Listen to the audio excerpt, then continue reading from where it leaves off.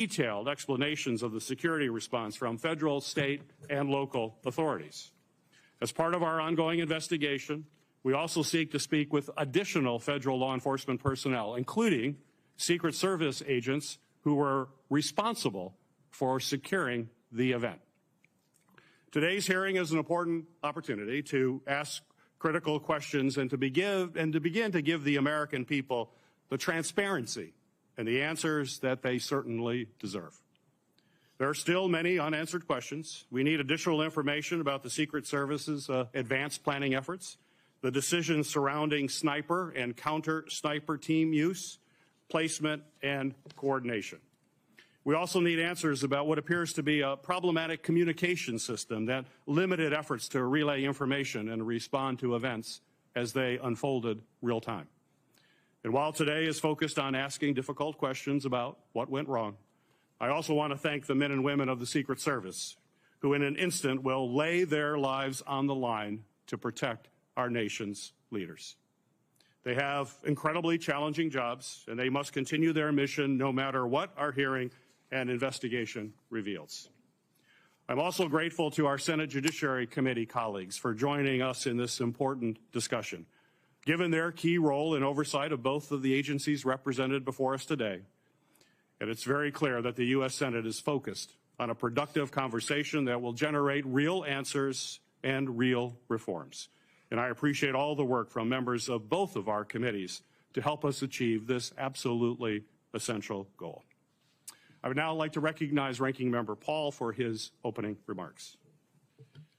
18 days ago, a would-be assassin managed to climb onto a roof 400 feet from the stage where the former president and leading presidential candidate Donald Trump was speaking. The assassin's bullet struck President Trump, narrowly missing a fatal blow thanks to a last-minute head turn. Tragically, not everyone was so fortunate. A beloved husband and father in the audience was killed, his life stolen in an instant. 2 others remain seriously injured, their futures uncertain. The lives of law enforcement officers working the event and those in the audience have been forever changed. Yet the media has shamefully moved on to other stories, and Google has been caught trying to suppress iconic images of a bloody Donald Trump, images showcasing the resolve of our nation in the face of the attack. But the American people have not forgotten, and we will not forget. There is no question that this was a monumental failure by the Secret Service. They had one job, and they failed. We know that. What remains unclear is who specifically failed, how they failed, and what must be done to ensure that something like this never happens again. America deserves to know that those responsible for this failure are frankly not going to be in charge of securing the upcoming Democrat National Convention. We need to know that someone's been placed on suspension, that someone won't be in charge of the next Donald Trump rally. Now, I was encouraged to hear that the acting director, Rowe, has initiated a disciplinary investigation in addition to the ongoing Secret Service policy review. This is an important step. However, real accountability will require a comprehensive examination of all the facts, which still remain unclear. This past Friday, my investigative team went to Pennsylvania to meet with local law enforcement and document the scene. One of the concerning things my team was told is that no one from Secret Service has talked to them since the shooting. I don't know how an investigation into what failed can be conducted without talking to the officers and agencies who were relied upon to do much of the work. Many questions remain unanswered about the planning and performance of security for July 13th. While a host of errors led to this security disaster, we now know local enforcement officers were suspicious of the shooter 90 minutes in advance of the shooting. There are 2 glaring issues we need to focus on. First, why were the AGR grounds and the roof left unattended? Why was the AGR building, the shooter's perch, left outside the perimeter? Local law enforcement told my staff that they specifically flagged the vulnerability of the building to the Secret Service and were told that it would be taken care of. Clearly, these vulnerabilities were not addressed. Second, why was Donald Trump allowed to take the stage, and why wasn't he removed from the stage when a suspicious individual was taking increasingly suspicious activities? Over 20 minutes before President Trump began his speech, the Secret Service Command Center had been made aware of an individual with a rangefinder. At least 10 minutes before it was confirmed, the Secret Service's counter-sniper team had been made aware of the suspicious subject and provided a photograph and a detailed description. Why was the event not delayed until the individual was found and checked out? Interviews with local law enforcement paint a different picture in critical places from what we have been told by the Secret Service in other briefings. Now we need to hear from the Secret Service agents responsible for security that day. Our committee has formally requested interviews with those agents, but we have not yet been allowed to speak to them. I expect Director Rowe today to tell us when we will be allowed to talk to these people. Finally, let me close with this. Mistakes, grave mistakes were made on July 13th, but that does not take away from the bravery of dozens of federal, state, and local officers that day. We are grateful for their sacrifices and professionalism. They deserve the truth now also. It is our duty and our utmost responsibility to ensure that we learn from this failure and hold those responsible accountable. I would now like to recognize Chairman Durbin of the Senate Judiciary Committee for his opening remarks. Thank you, Senator Peters. This is a rare joint meeting of the two committees, but we have matching jurisdiction, and I think it's the most efficient way to get to the truth. So thank you for letting us join you today. We've all seen the movies. We've read the books. The international assassin with sophisticated technology, elaborate plans, well-honed skills, sets out to kill a leading political figure in the United States.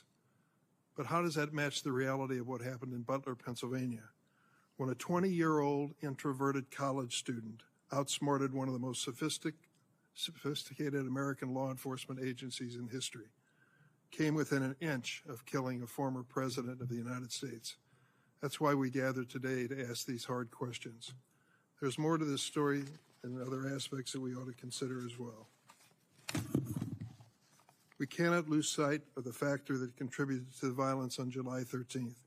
Widespread, easy access to AR-15 military-style rifles. While we rely on the Secret Service to protect elected officials, we must acknowledge the unique challenges they face in light of the proliferation of weapons of war on our street. Pennsylvania, like many states, allows individuals to openly carry a loaded rifle without a permit. To make matters worse, assault rifles can easily be purchased from unlicensed dealers without a background check because of dangerous loopholes in our gun laws. This same kind of firearm has been used to carry out mass shootings in Newtown, Uvalde, Las Vegas, and Highland Park, Illinois, killing dozens of children and adults and injuring many more. Looking across this dais, I recognize we have our differences on many issues. But when it comes to the protection of the president and presidential candidates, we should stand united. We know that protecting our elected officials is essential to a functioning democracy. I hope this hearing can be an example of how we will work together on a bipartisan basis to not only understand this shocking event, but to ensure it never happens again. We must do this without the incendiary language and conspiracy mongering that too often dominates our political discourse today. Ongoing investigations by the Secret Service and the FBI are critical, but Congress, the victims' families, and the American people deserve transparency and accountability now. I'll now turn to my partner on the Judiciary Committee, Ranking Member Lindsey Graham. Thank you, Mr. Chairman. Several of us from the military have a military background. If this happened in the military, a lot of people would be fired. And if a lot of people are not fired, the system failed yet again. Having said that, the people who are brave and jumped on the stage to protect the president need to be applauded. We need to learn what happened, make corrective action, but somebody's got to be fired. Nothing's going to change until somebody loses their job. Thank you. It's the practice of the Homeland Security and Governmental Affairs Committee to swear in witnesses. So if our two witnesses could please stand and raise your right hand. Do you swear that the testimony you will give before this committee will be the truth, the whole truth, and nothing but the truth, so help you God? Thank you. You may be seated. Our first witness is Ronald Rowe, Jr. Mr. Rowe is currently the Acting Director of the United States Secret Service. Prior to this role, Acting Director Rowe was the 23rd Deputy Director of the Secret Service. He has had a distinguished 25-year career in the Secret Service, from coordinating major security operations to collaborating with other government and law enforcement agencies. Additionally, he has served as the Chief of Staff to the Director, as Deputy Assistant Director for the Office of Protective Operations, and as Deputy Assistant Director for the Office of Intergovernmental and Legislative Affairs.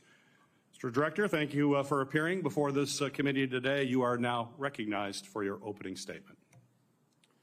Good morning. Chairman Peters, Chairman Durbin, Ranking Member Paul, Ranking Member Graham, and distinguished members of the committees. Thank you for the opportunity to appear before you today. A critical part of the Secret Service mission is protecting our nation's current and former government leaders. The attempted assassination of former President Donald J. Trump on Saturday, July 13th, 2024, in Butler, Pennsylvania, was a failure on multiple levels. I join you and all Americans in condemning the horrific assault on former President Trump, Corey Comparator, James Copenhaver, and David Dutch. And I extend my deepest sympathies to the Comparator family and my sincere wishes for Mr. Copenhaver and Mr. Dutch's continued recovery.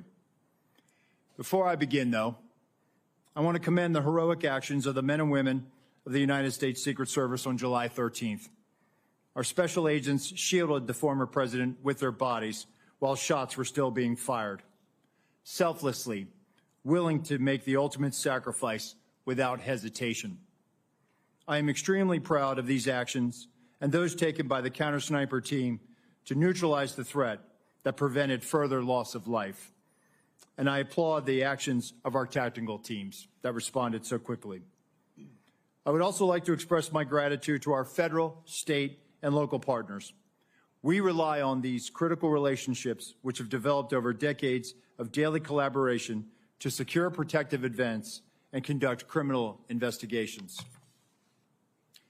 As you're aware, there are multiple ongoing investigations of the attack and the security failures that occurred that day. I pledge my full support to those inquiries so the Secret Service, your committees, and the American people have a thorough and complete understanding of what happened leading up to and during July 13th. I will not wait for the results of those findings to assess where we failed that day. I have taken and will continue to take immediate steps to ensure we do not repeat those failures. Since my appointment as the acting director 1 week ago, I identified gaps in our security on July 13th and have implemented corrective actions. One of my first actions as acting director was traveling to the Butler Farm Show site to better understand how our protection failed. I went to the roof of the AGR building where the assailant fired shots, and I laid in a prone position to evaluate his line of sight. What I saw made me ashamed. As a career law enforcement officer and a 25-year veteran with the Secret Service, I cannot defend why that roof was not better secured. To prevent similar lapses from occurring in the future, I directed our personnel to ensure every event site security plan is thoroughly vetted by multiple experienced supervisors before it is implemented. It is clear to me that other protective enhancements could have strengthened our security at the Butler event. As such, I have directed the expanded use of unmanned aerial systems at protective sites to help detect threats on roofs and other elevated threats. I've also directed resources to facilitate our protective site communications, particularly our communications with our state and local partners. In addition, I have instructed the asset request for Secret Service protective details to be approved expeditiously and have ordered the maximum use of requested personnel at protective sites to address this heightened security environment. I've heard your calls for accountability, and I take them very seriously. And given the magnitude of this failure, the Secret Service's Office of Professional Responsibility is reviewing the actions and decision-making of Secret Service personnel in the lead up to and on the day of the attack. If this investigation reveals that Secret Service employees violated agency protocols, those employees will be held accountable to our disciplinary process. With respect to congressional investigations and requests for information, I instructed my staff to provide full cooperation and respond expeditiously on a continuing basis to ensure you have the information you need to conduct your critical oversight. In my testimony before you today, I will provide details on the Secret Service's advanced security planning for the Butler Farm Show site. Facts as we know them regarding the incident itself, known breakdowns in executing the security plan, and corrective actions that the agency is taking to ensure that nothing like this happens again. But I do not believe that inadequate time to plan for this event was a factor in the failure. As you saw in my written statement, I am prepared to provide an overview of the security planning leading up to and during the July 13th attack. However, I would like to point out that based on what I know right now, neither the Secret Service counter-sniper teams nor members of the former president's security detail had any knowledge that there was a man on the roof of the AGR building with a firearm. It is my understanding those personnel were not aware the assailant had a firearm until they heard gunshots. Prior to that, they were operating with the knowledge that local law enforcement was working an issue of a suspicious individual prior to the shots being fired. I regret that information was not passed to Congress and the public sooner with greater frequency. And I fear this lack of information has given rise to multiple false and dangerous conspiracy theories about what took place that day. And I want to debunk these theories. Let me address one conspiracy directly. The Secret Service counter-sniper neutralized the assailant within seconds after the assailant fired his weapon. That counter-sniper had full discretion to use deadly force to stop an attacker and did not need to seek authorization to fire. I am immensely proud of the selfless dedication of our employees to the mission. Every day, across the globe, the men and women answer the call to protect our nation's leaders, and the standard is no fail for a reason.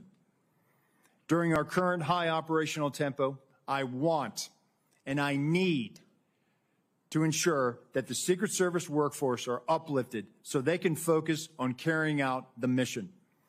They have my full support, and I'm confident in their abilities to ensure the safety and security of the people we protect. They are worthy of trust and confidence, and they deserve your support as well as the support of the American people. Chairman Peters, Chairman Durbin, Ranking Member Paul, Ranking Member Graham, and members of the committees, thank you for the opportunity to testify at this joint hearing. I will submit the remainder of my statement for the record, and I will answer your questions. Thank you, Mr. Rowe. Our second witness is Paul Abate. Mr. Abate is the Deputy Director of the Federal Bureau of Investigation at the Department of Justice. In this role, Deputy Director Abate oversees all FBI domestic and international investigative and intelligence activities.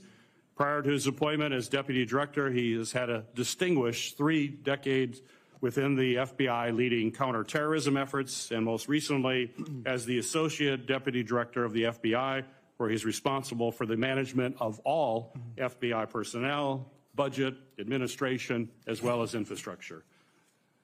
Mr. Abate, thank you for appearing before the committee here today. You are recognized for your opening remarks. Thank you, sir. Good morning, Chairman Peters and Durbin, Ranking Members Paul and Graham, and distinguished members of the committee.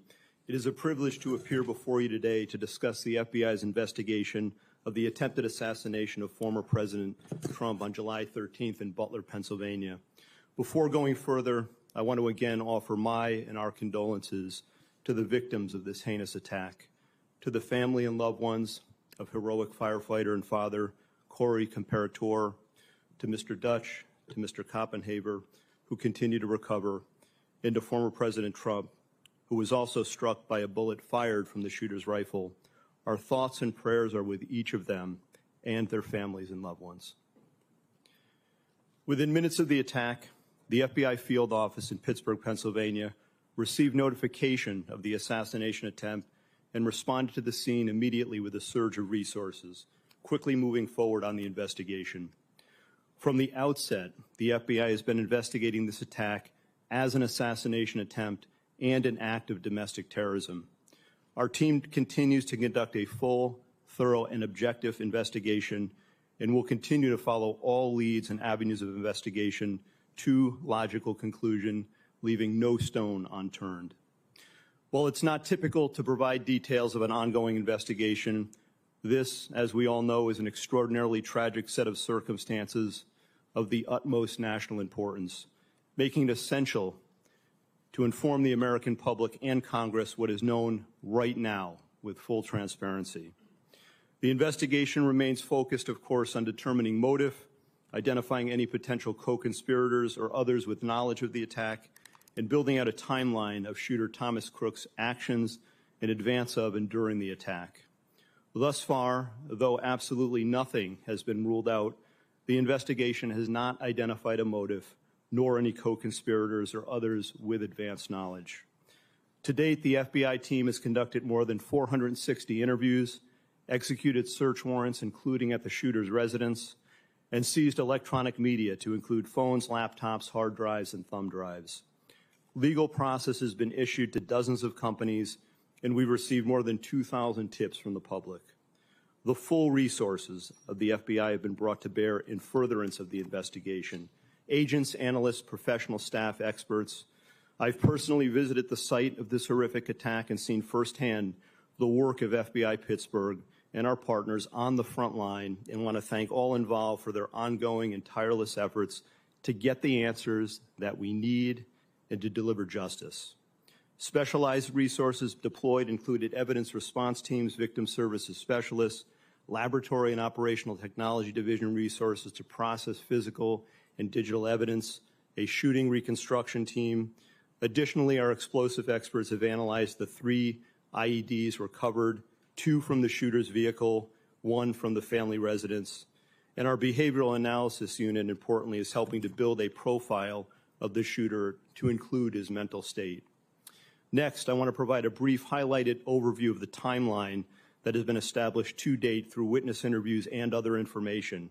Again, this is our understanding at present and is subject to change and further refinement as more facts are collected.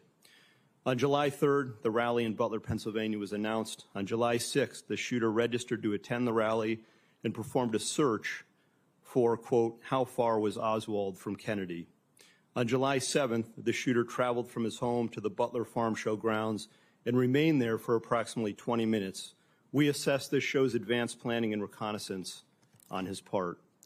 On July 12th, the shooter traveled from his home to the Clairton Sportsman Club, where he practiced shooting. On the morning of July 13th, at approximately 10 a.m., the shooter returned to the Farm Show grounds and remained there for about 70 minutes before returning home again. At approximately 1:30 p.m., while at the residence, the shooter's father gave him a rifle for the purpose, he believed, of going back to the Sportsman Club. About 25 minutes later, the shooter purchased ammunition while en route to the Butler Farm Show grounds. The subject then arrived at the scene and was moving around the Farm Show grounds close to the American Glass Research AGR building, from which he ultimately committed the attack. Shortly thereafter, at approximately 3:51 p.m., the shooter flew a drone approximately 200 yards from the Farm Show grounds for about 11 minutes. The drone and controller were later found in the subject's car. Analysis has not revealed any photos or video taken by the drone, but we can confirm that he was live streaming at the time and would have been able to view it on his controller. The first reported sighting of the shooter by local law enforcement was at approximately 4:26 p.m.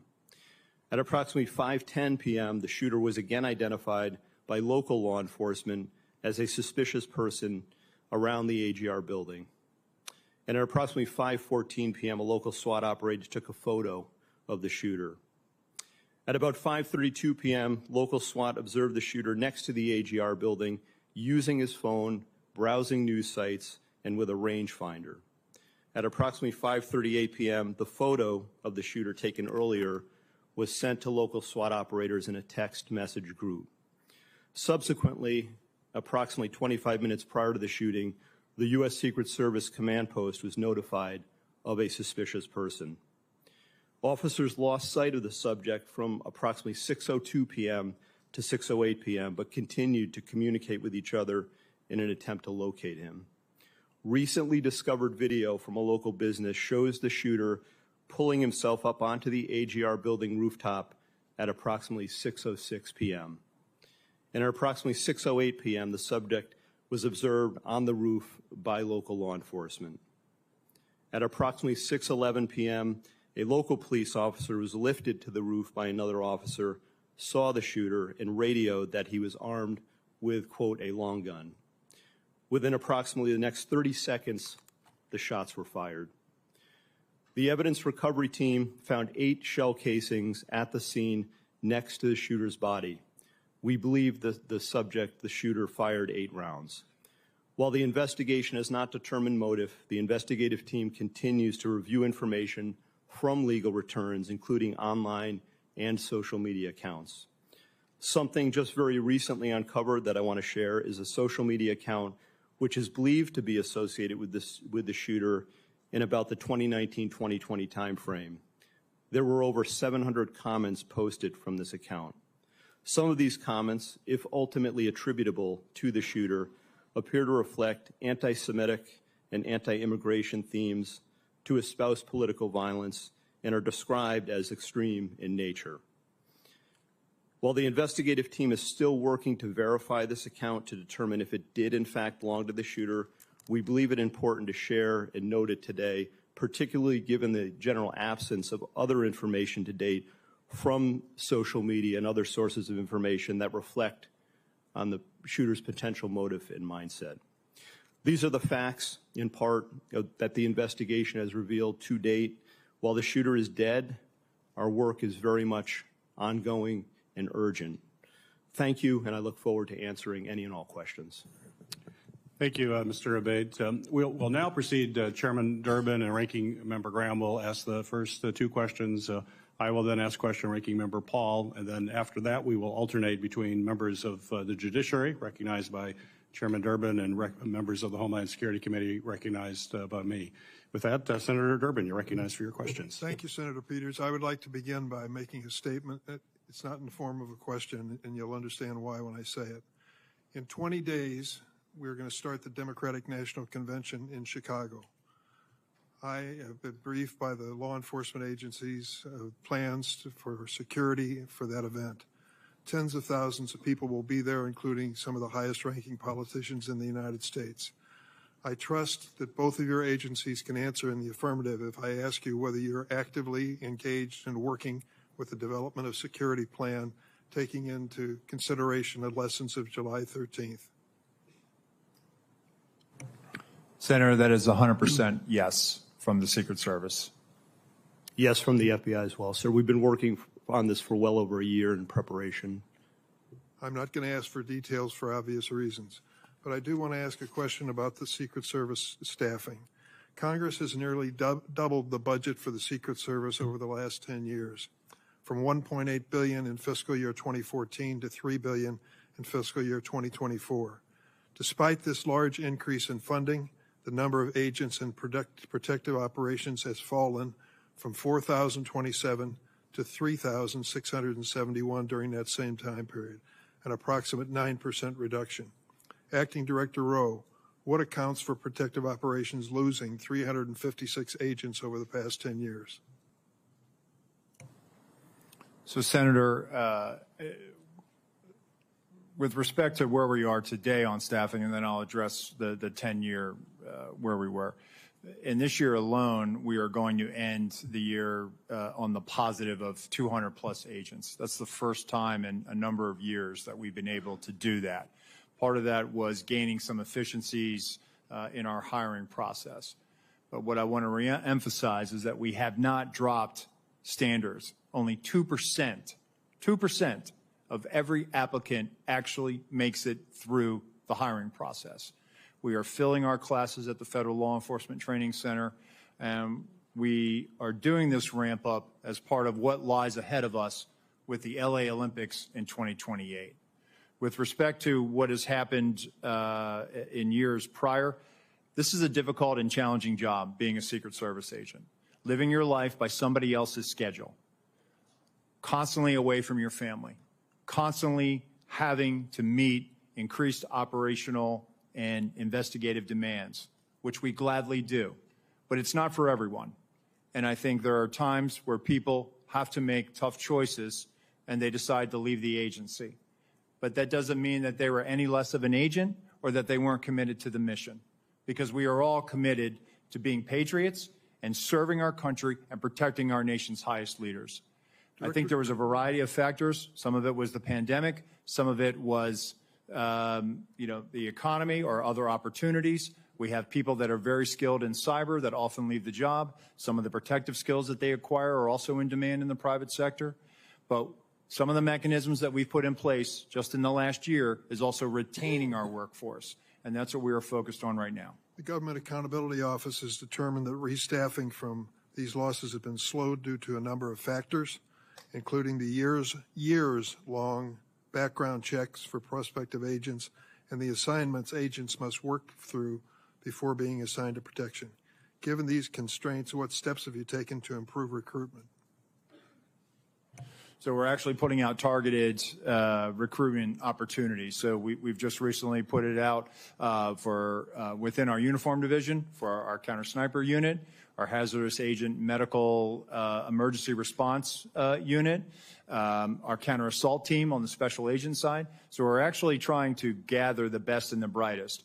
And I will tell you that we are having great success with a lot of these vacancies. But what I want to reiterate is that, for example, on the counter assault vacancy, we had 700 applicants that applied for this.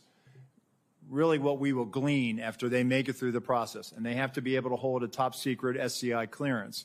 If we realize 15 out of that tranche, that's a 2% pass rate. So it is very competitive, and we are trying to make sure that we are getting the best and the brightest without dropping standards. One last question for either one of you. What is the purpose of a rangefinder? And once this assassin was identified as using a rangefinder, wasn't that proof positive that he was a dangerous individual? So I'll say, Senator, that obviously somebody is trying to determine where they are in proximity to a location, a fixed location. I'll defer to my colleague here, but I believe it was a recreation or sports related. I thought I had read that it was a golf range finder.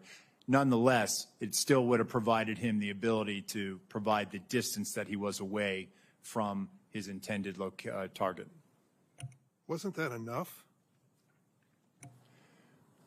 As far as raising suspicion? Yes. I think he was identified as being suspicious by local law enforcement. And nothing happened? Well, I know that local law enforcement was attempting to locate him. Thank you, Mr. Chairman.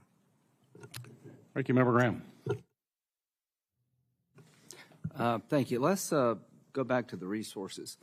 Do you need more money? Senator, listen, there isn't a single branch or a single agency in the executive branch that that needs more money. Everyone would take more resources. We've had a great relationship with the Department of Homeland Security, the Office of Management and Budget. Do you feel constrained to ask for more resources by anybody? No, sir, we don't. And actually, we have a great relationship with our appropriators and obviously the authorizing committees, and they have always looked out for the Secret Service. So I would encourage you to think big when it comes to resourcing the department in light of what happened here. At the time of the shooting, the Iranians were threatening high-level American officials, including President Trump, right? Senator, it's widely known. Right? FBI? Yes, Senator. That's 100% Did that correct. factor into the security footprint? So, Senator, what I will say is that it is widely known that the Iranians do not like us. I would refer you to the National Well, it's Security. not that they don't like us. They threatened to kill certain people, and they named them. Correct, sir. But I can't publicly It's comment. not like, I hate America. I'm going to kill these three guys. Right. I cannot publicly comment, sir, on. Well, they publicly comment on it. I mean, it's not. But, Senator, what I'm trying to say is I cannot publicly comment on what Fair enough. intelligence, but I can enough. assure you that we do a threat-based protective model. I'd like to have that model provided to the committee. Could you do that? Yes, sir. Could you also give us the protocols that are in place to secure a site like this? Yes, sir. Okay, thank you. One, the protective detail around President Trump, I know them all very well. They're brave men and women. And these questions are not to belittle anybody. They're trying to find out how the system fails so badly. You say you're not reluctant to ask for more money. What do we need to do to make it easier to hire people without lowering our standards? I mean, I know it's a hard job. Can we do anything to help you? So I think we're willing to take that back, sir. I think we're working on our time to hire. Well, if you had more people, you'd have more time off. That's true, sir. Okay, yes. Well, let's get more people, more time off. These are tough jobs. I mean, people on this committee know. Yes, I don't sir. know how they hold a family together doing what they're doing. It's the military really on steroids. The encrypted app. Paul, can you tell us about these apps? Have they been broken into? The guy had some apps that were encrypted. I think we've experienced a range of returns on this. Some of the applications that he was using online were encrypted in nature. Some of the email accounts. Have we broken into them? We've received returns. There are some that we have not been able to get information back because of their encrypted nature. Is there any way to solve that problem? Sir, Senator, we've talked about this before. We need a solution that provides lawful access to law enforcement. So you're telling me the guy that took 8 shots at the president, former president, has apps that we can't get into that may, if you could get into, reveal some relevant information? That is correct, Senator. So if he were talking to some foreign power, and I don't think any foreign power would hire this guy, by the way, so I'm not overly worried this was some great plot by the Iranians because they couldn't even think of this. However, there could come a day where something like this is very important. How do we solve this problem?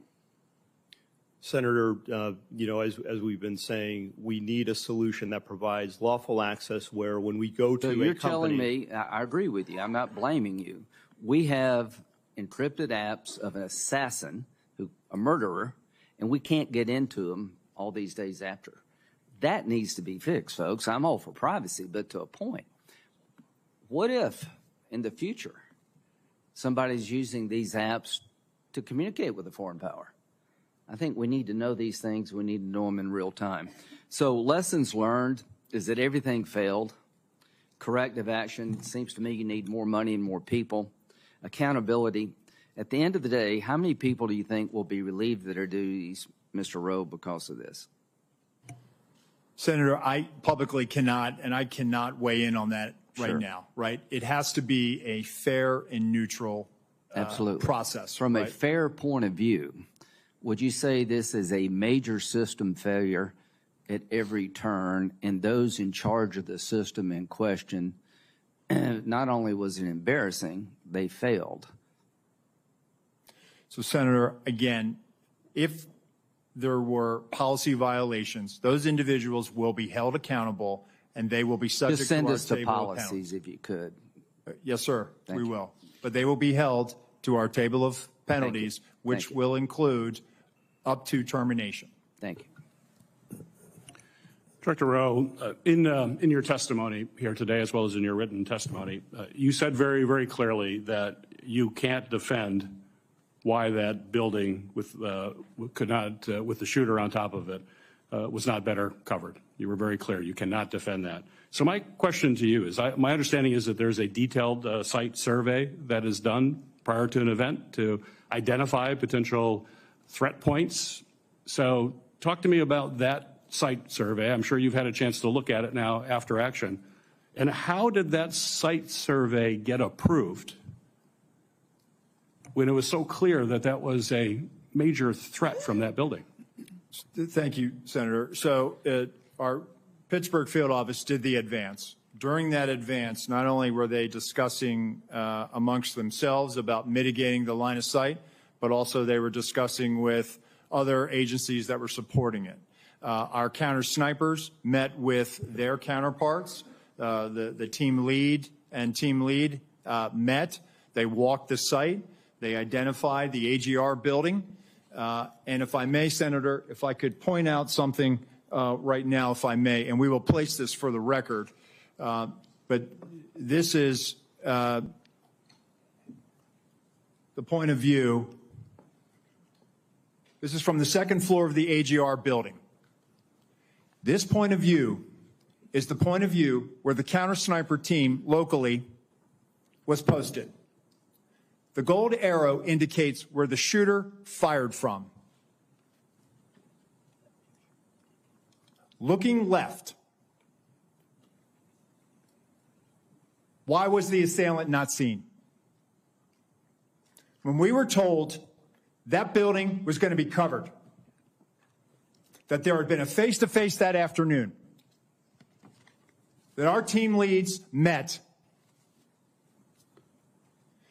this was the view.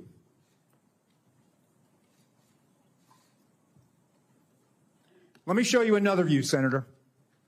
B.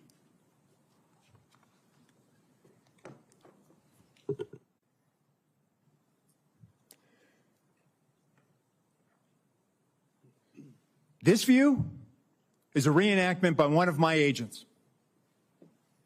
Laying flat.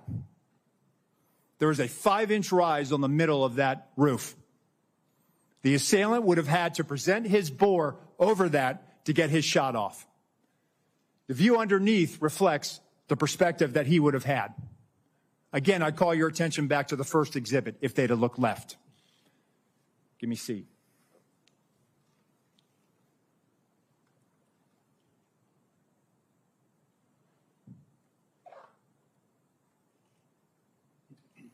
This is what our counter sniper team saw. Shooter, no elbows. You barely make out the crown of his head. Below it, the assailant up prone. And let me just tell you, our counter sniper, this individual, I know him. I consider him a friend. He has covered me operationally in conflict zones. And when I did my time on the president's detail, he exemplifies the courage, the skill, and the ability to respond under great stress in such short time to neutralize the threat and prevent further loss of life. Getting back to your question, Senator, these were discussions that were had between the Pittsburgh field office, the local counterparts, and everyone supporting that visit that day. And that's why when I laid in that position, I could not, and I will not, and I cannot understand why there was not better coverage, or at least somebody looking at that roof line when that's where they were posted. Director Rowe, the Secret Service, state and local law enforcement were on multiple communication channels, is my understanding, during that time. And as a result, local law enforcement was only able to call in to a state command center that was then relayed from the Secret Service. This seemed to be a recurring issue in emergency situations that we're finding with the federal government, that there's not a seamless way to communicate, particularly if you're relying on local law enforcement to deal with what was clearly a major vulnerability. Local law enforcement in Butler told my staff that they had no way of communicating directly with the Secret Service. And if I listened to Mr. Bates saying there was about 30 seconds between when the local law enforcement reported that there was a man on the roof with a gun, 30 seconds, if it's communicated directly to a counter sniper team, would that be enough time to react prior to the firing of those shots? Senator, if we'd had that information, they would have been able to address it more quickly. It appears that that information was stuck or siloed in that state and local channel. I will tell you, though, that there were our tactical elements did have, not only did they have embeds from Butler County ESU with them, but they also had radios on the tactical net. It is troubling to me that we did not get that information as quickly as we should have.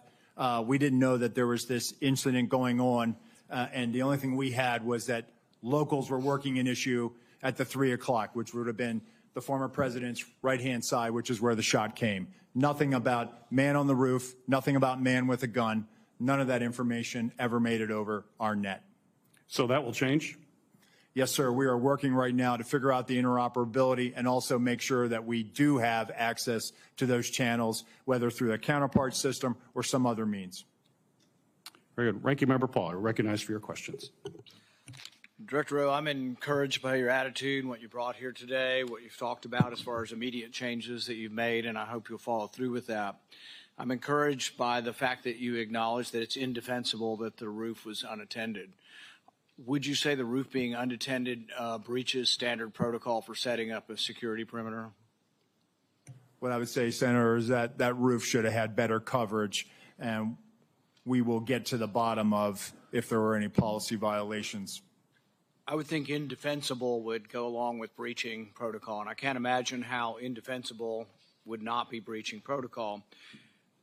What I would caution, though, is that I sense, and you're the Secret Service, and these people are your friends, and they are heroic people who do good things, that we can't let our friendships blind us from responsibility. So someone's in charge of the security at the zone. Would the Secret Service be in charge of the entire operation, and they work with law enforcement, but they're in charge? The person in charge of the entire operation is the Secret Service, not the local police.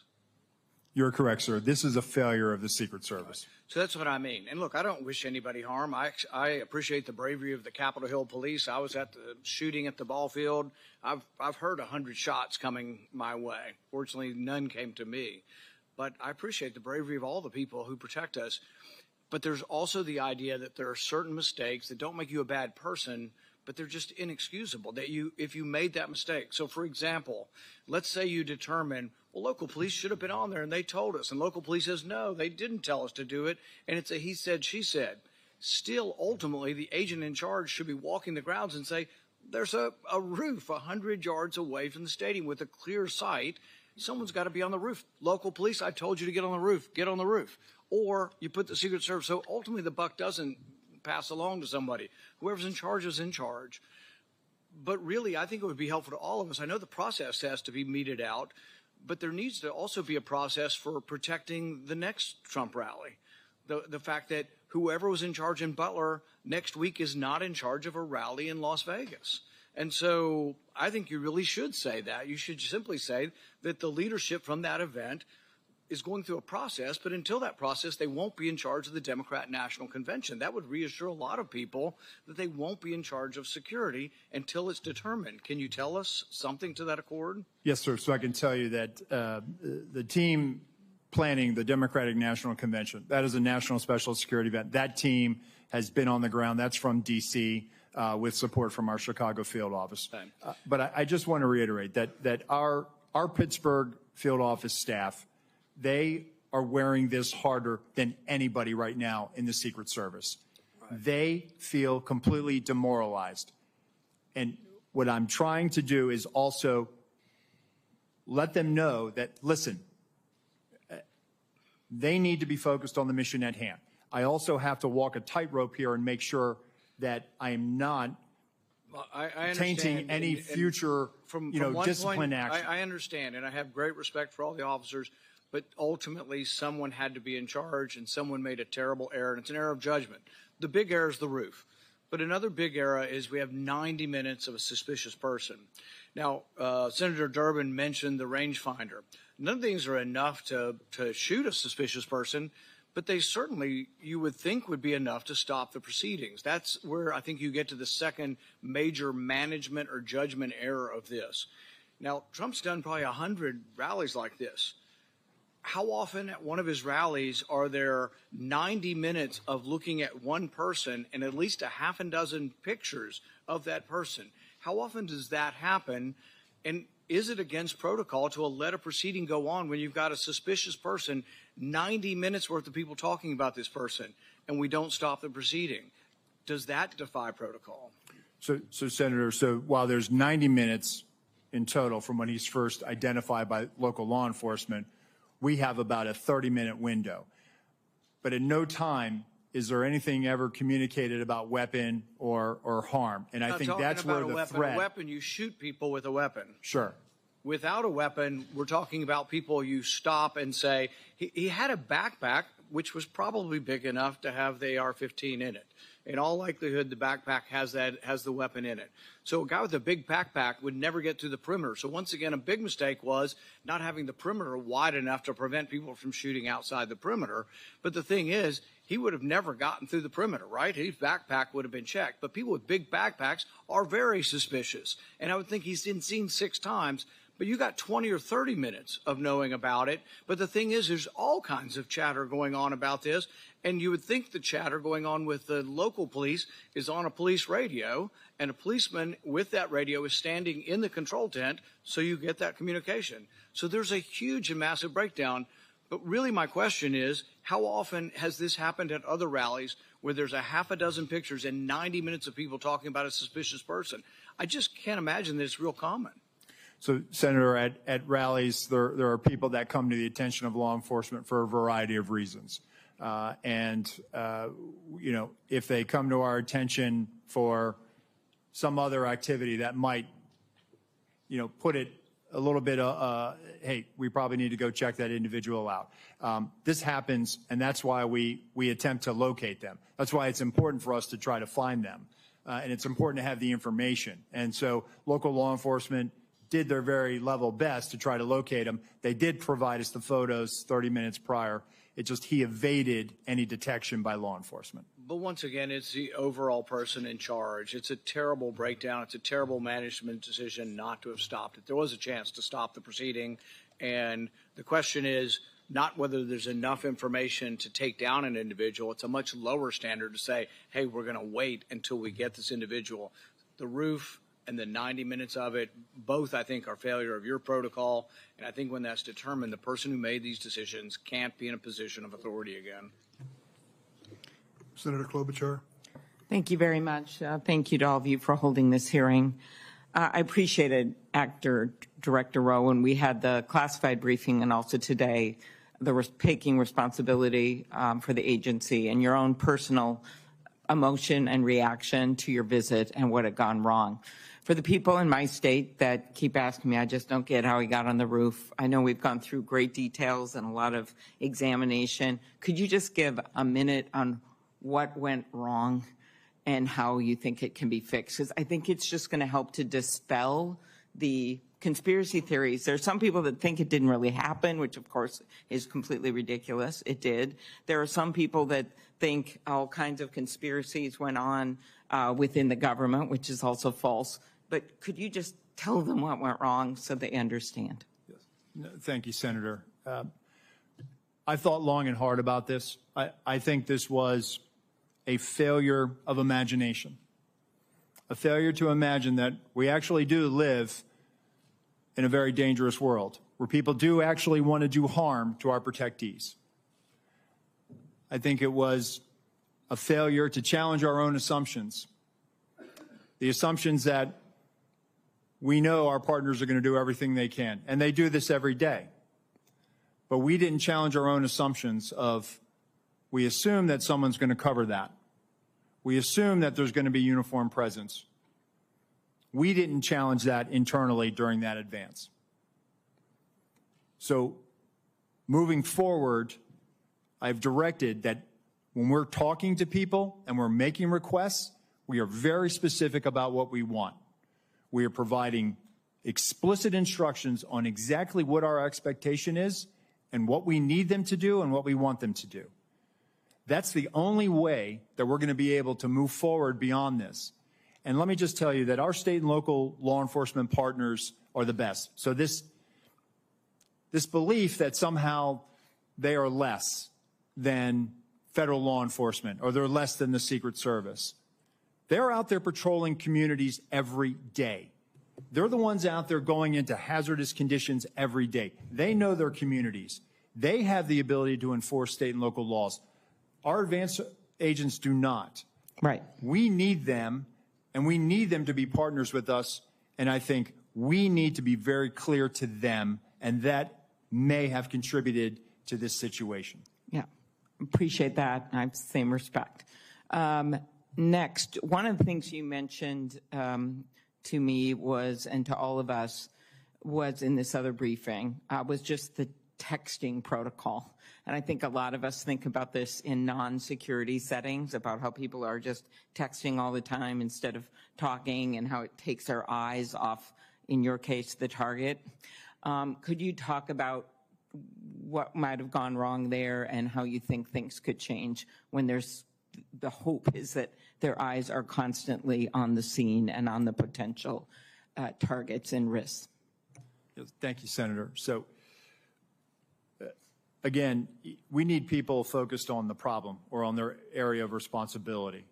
It was great that there was a text chain, but that communication needs to go over the net. It needs to go over a radio channel so that everyone has situational awareness of it. The point I was making in the closed door briefing is that we have to get to a point now where we are using our radio systems to have that collective awareness of this. I think, one of the things that I've directed is that in addition to the interoperability, we're going to roll out common operating picture, a common operating platform that we utilize for national special security events. We have the ability to roll that out to the field that has a Blue Force tracker in it that's able to, where you can put where all your state and local assets are, where our federal assets are. But in addition to that, I want people using the radio. So it's great that the tactical elements are talking to each other. It's great that the shift is talking to each other, but we have to be able to make sure that whenever we come across a situation, that everyone has situational awareness of this. And I will take this, in my time when I was operational in the President's detail,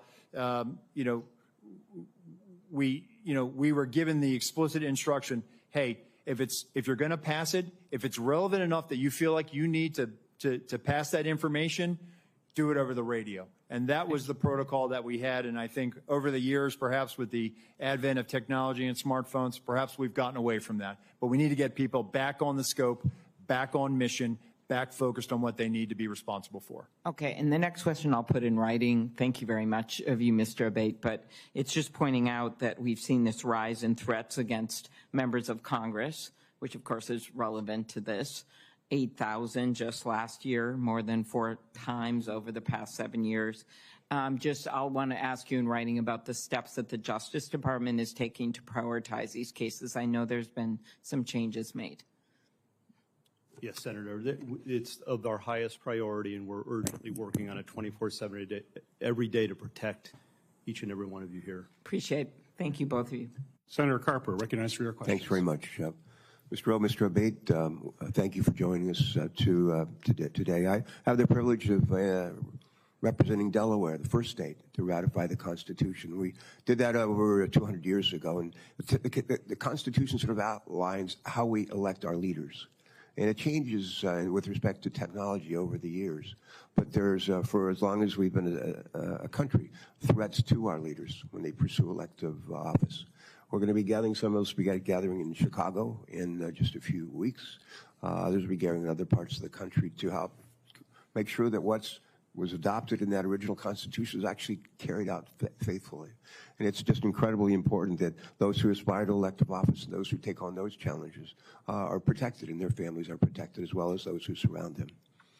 I share with my colleagues my prayers for those who have been killed or injured on July 13th. We're grateful that one of our presidential candidates is okay. But I have a question about what I can't get over how a 20-year-old loner could somehow outsmart two of the smartest federal agencies and state agencies and law enforcement with an odds of like 1,000 to 1, and be able to almost pull this off. It just blows my mind. Hopefully we'll get to the truth in all of that. I'm a Navy guy. I spent many years of my life in the Navy. I learned as a midshipman that when the ship runs aground at sea, the commanding officer is held responsible. Whether the commanding officer is awake, asleep, at the helm, but the commanding officer is held responsible. And I think we have to make, at the end of the day, I'm not interested in a blame game, but I'm sure interested in finding out who was responsible and making sure that they account for their responsibility. My question is, what policies are currently in place to facilitate real-time information sharing between the Secret Service and local law enforcement during an event? And what changes to information sharing practices will the Secret Service make in light of the apparent breakdown in communications on July 13th? Thank you for that question, Senator. So we're looking at our procedures. We rely on a counterpart system, and the radio interoperability it's a complex challenge. It's not just about being able to find whatever frequency our local counterparts are on and then just piping it in. There's some technical challenges that have to be there. So to alleviate that, we've always relied on a security room where we have representatives from the local agencies. Those individuals are there to, one, bring their own radio and then relay relevant information that would impact our security plan. I think what I'm looking at, and again, what I'm in looking at this situation is there was a unified command post, and we had our security room. And, we had communications that day at the Butler farm site were challenging, not just challenging for the Secret Service, but for challenging for locals. There were some cellular issues. There were radio issues. And you saw that with the testimony from the colonel from Pennsylvania State Police last week in the House. So I think as I'm thinking about this, I think we need to consider what is our model moving forward? And I think we need to be where the greatest amount of partners are when that information is being discussed. The other thing that I'm looking at is we need to also make sure that we have redundancies as far as cellular on the ground or additional repeaters. And so I've directed our Chief Information Officer to do that, and we are rolling assets out now supporting campaign sites. Thank you. Thank you for that. Mr. Bay, quick question. Based on the initial information you've gathered from the investigation, do you believe there were any actions taken by the shooter in the weeks, days, or hours leading up to the shooting that should have caused alarm and grabbed the attention of law enforcement? He did not have any interactions with law enforcement leading up to this, Senator. We haven't found anything yet that would have alerted law enforcement or FBI or Secret Service to his intention activities in advance of this event. I will note, however, to your prior question, that we do have a very strong relationship, an integrated relationship between FBI and Secret Service and every other federal, state, local agency you can imagine. We have constructs like the Joint Terrorism Task Forces and Violent Crime Task Forces where we're cross-embedded with each other. And when it comes to this event and others like it, we're always talking in advance. In fact, with respect to this event, we did have a meeting between U.S. Secret Service and FBI in the days leading up to the event to assess whether there was any information or intelligence pertaining to a threat against the rally or to former President Trump or anyone else there. There was an absence of that in the lead up specifically, and again, none of us had any information in our holdings with regard to the ultimate shooter. All right, thank you for that. Thanks very much, both of you. Next on the Senate Judiciary Committee is Senator Grassley. Yeah. Mr. Chairman, I'd like to introduce my oversight letters and investigative documents into the record. This is information I've already made public. Without objection. Okay, thank you.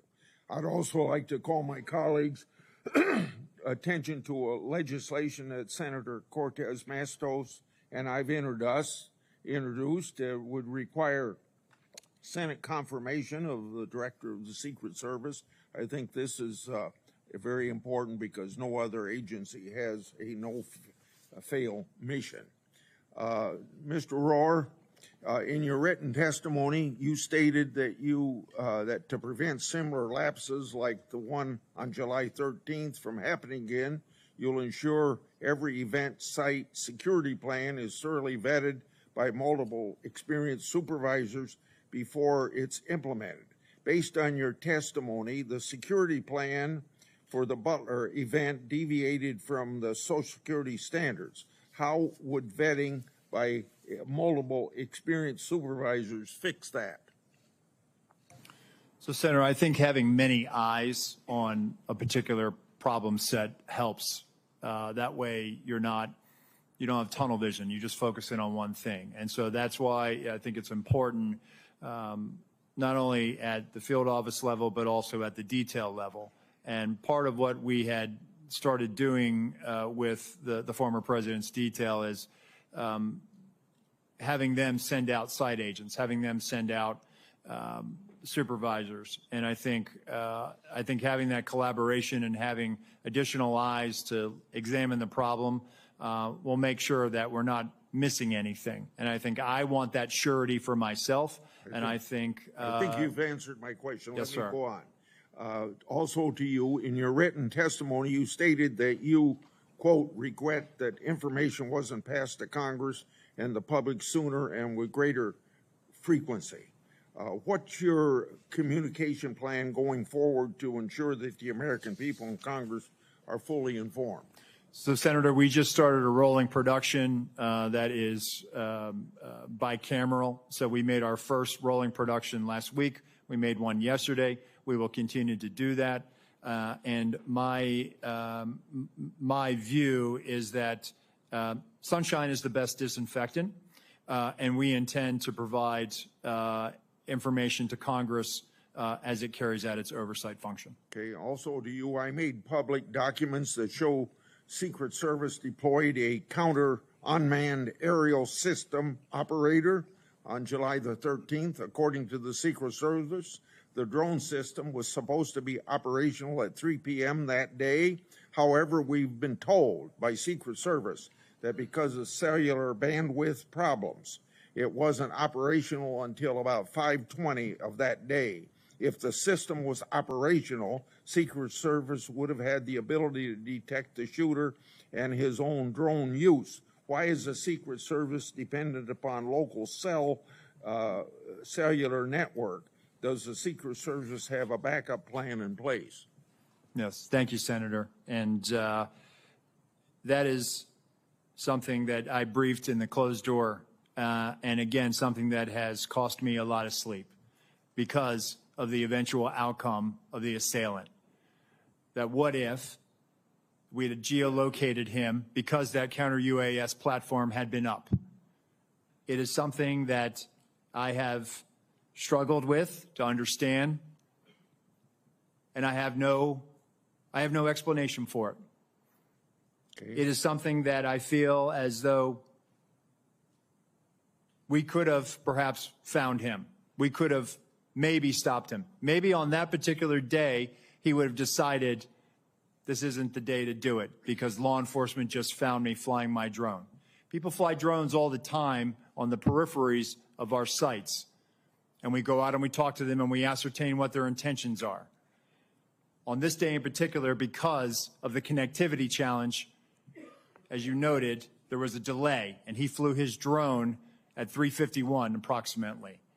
So moving forward, we are leveraging resources from the Department of Homeland Security and others to make sure that we have dedicated connectivity so that we're not reliant on public domain, so that we can ensure that whatever assets we have in place, those assets are operational. And that is my commitment to you, that we are going to make sure we're going to do that, and that is something we are moving out on. Thank you, and I hope that you'll answer some of my other questions in writing. Senator Johnson, recognized for your questions. Thank you, Mr. Chairman. Acting Director Rowe, in our secure briefing last week, I made the point that if you don't want conspiracy theories to spread, you need to provide information. You know, I appreciate these photos today. These things could have been released literally within days, and a whole lot more information as well.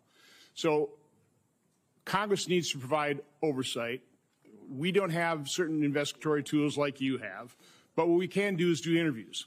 So, Acting Director Rowe, did you receive our letter from July 25th requesting interviews with 13 individuals of the Secret Service? We are in receipt of that letter, Senator. And I don't, Deputy Director Abate, have you seen that letter as well? Do you know who we're requesting interviews with? Senator, I have not seen the letter. Do you know whether those individuals submitted to interviews with the FBI, Acting Director Rowe?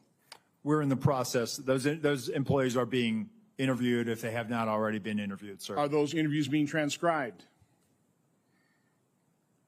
The FBI interviews, sir? Yes.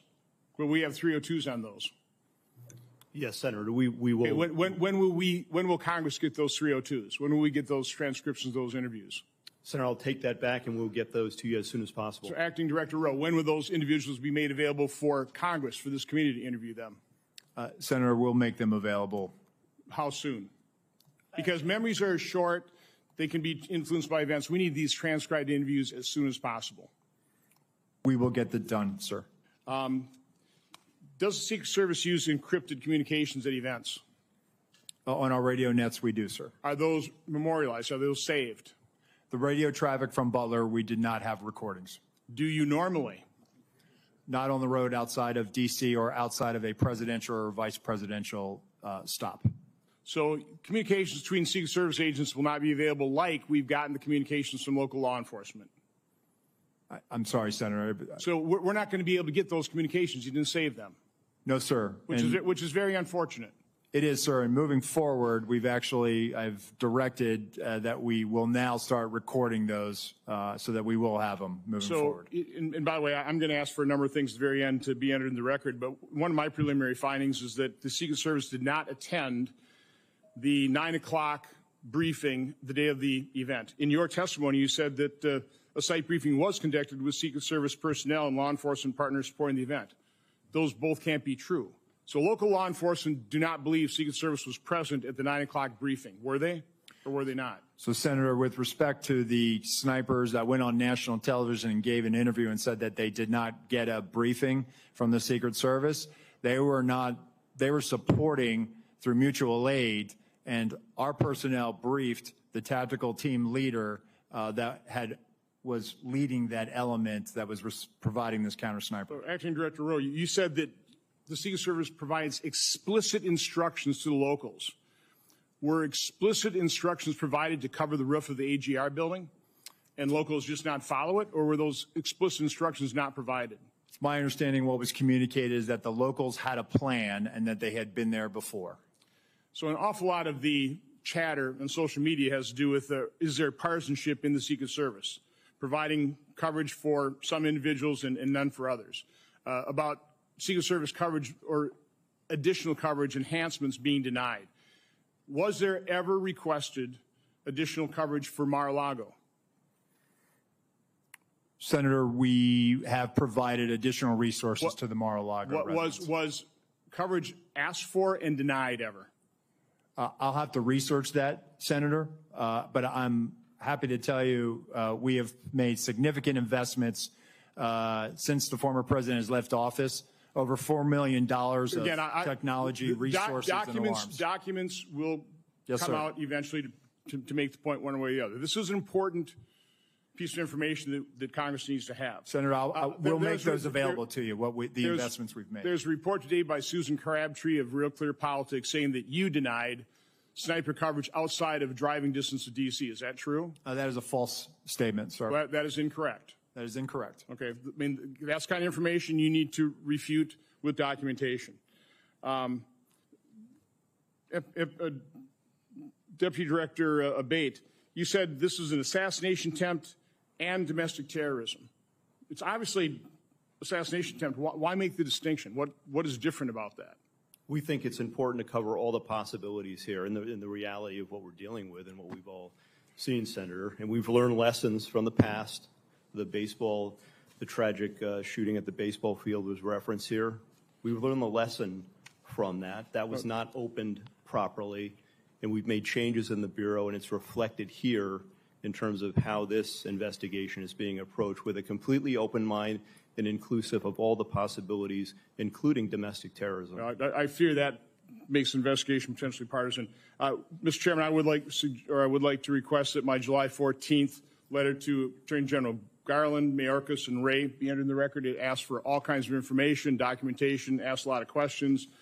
My preliminary findings of July 21st and July 23rd, including timelines, a bunch of questions as well, be entered in the record.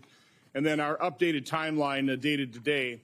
This goes not only by minute, by second, and we will continue to update this timeline as more information becomes public. This is the way you do investigation. We need to find out literally second by second what happens. So the American public understands the truth. Without objection, so ordered. Senator Butler.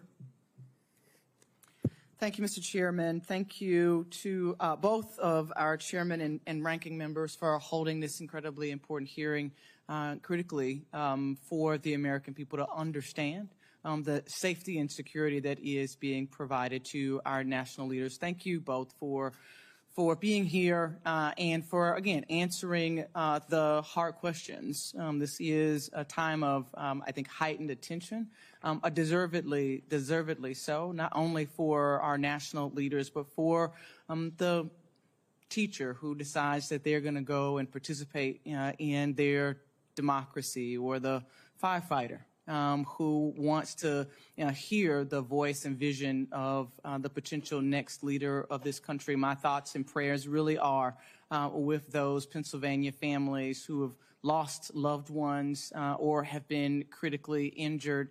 As I offer my questions today, it would be in service to those, to preventing future incidents. But in the one question of looking backward to the event, on the 13th, Director Abate, can you just talk a little bit about how did Mr. Crooks, how was he able to get an AR-15 onto the roof of that building? Does your investigation illuminate anything that we have learned to help to make that point more clear? We don't have definitive evidence yet as to how he got the rifle up there. Based on everything that's been collected thus far, photos, video, eyewitness accounts, we do believe he likely had it in the backpack. Broken down in the backpack? We're still assessing that. Our laboratory has looked at the rifle itself and measured that against the backpack itself. And if placed in this backpack, it would extend outside. It would have been visible. But we don't have anyone who observed him with the backpack with a rifle, a barrel, or other part of it sticking out of the backpack. But the rifle would not have fit fully into this backpack to be concealed and whole.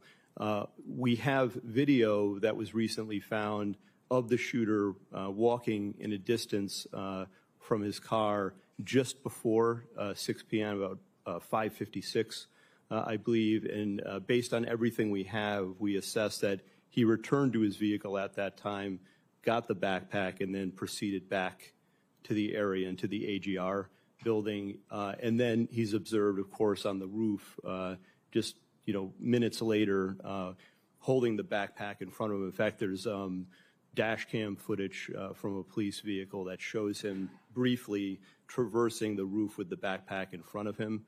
And then it's just minutes after that that he's actually seen by the officer who I described with the rifle on the roof. It's possible that he broke the rifle down, though we don't have conclusive evidence of that, and took it out of the bag on the roof in those moments before and reassembled it there. That's one of the theories we're looking at and working on right now.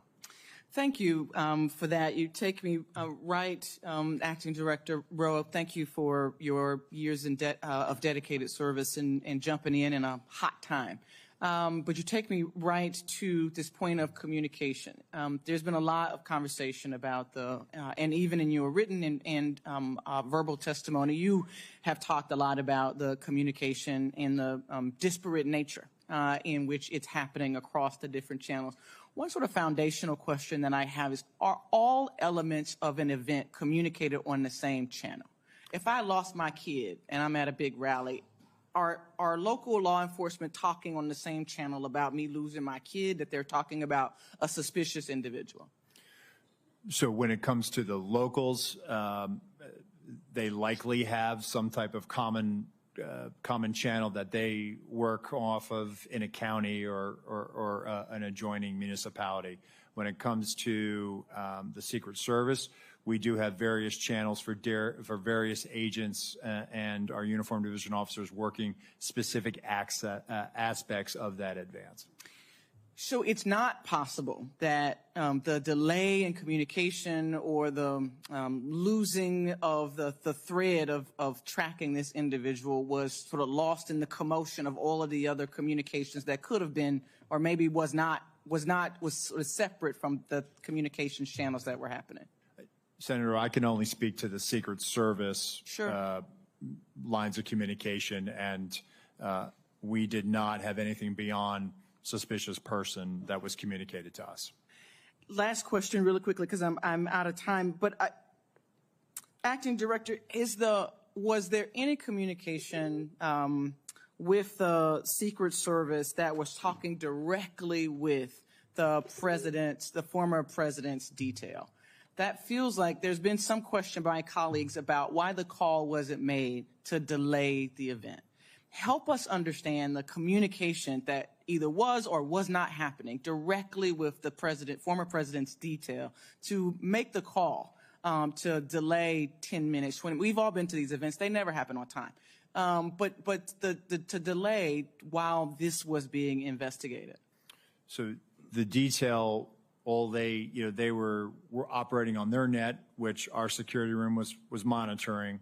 But again, having information of a suspicious individual, there were other calls that day of individuals that came to the attention of law enforcement, of people that needed medical attention. So it really, that particular, regarding the assailant, that never really rose to a level of we should not put him out there. Had we known that there was a dangerous individual out there, we would never let a protectee go out on stage.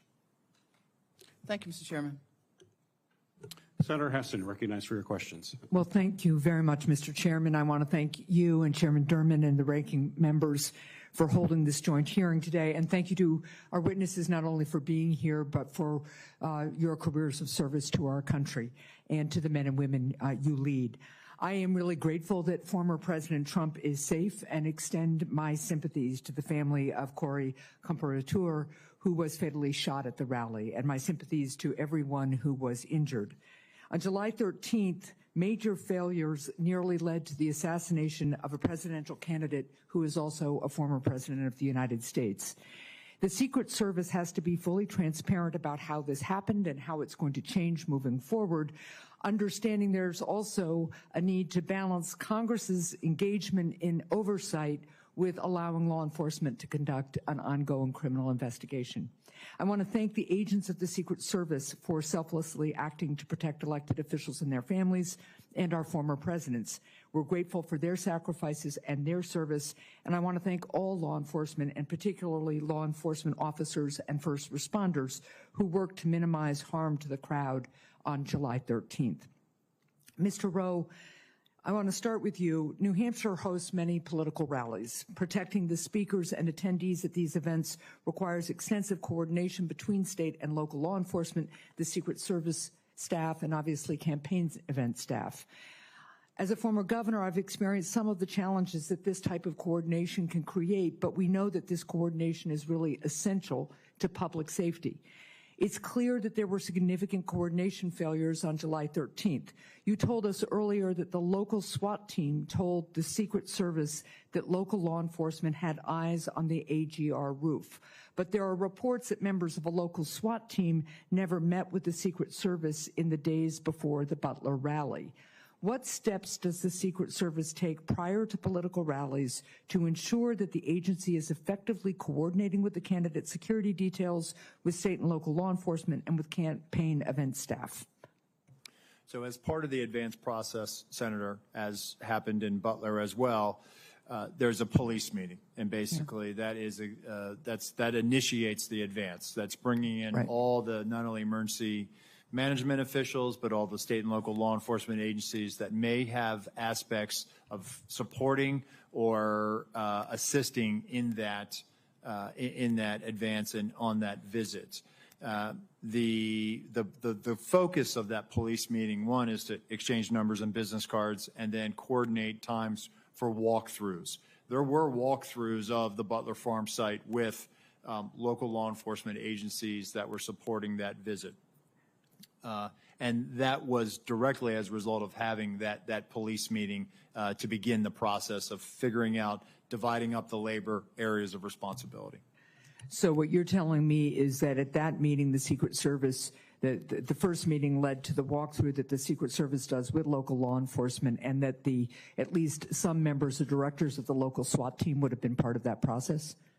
Well, as I understand it, the Beaver County, they were seconded to assist Butler, but the Butler ESU team were part of the advanced process. Okay.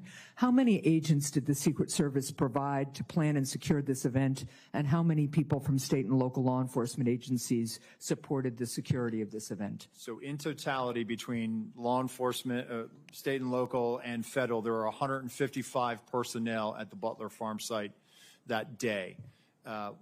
All combined Secret Service, it's in the 70s. And then we had support from Homeland Security investigations that were providing post standards.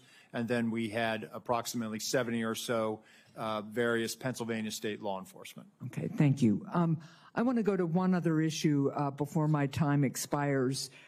You've talked today and in our secure briefing about the interoperability of the Secret Service's counter-drone capability, that it failed early on, and so it didn't catch the drone flown over the site by the shooter.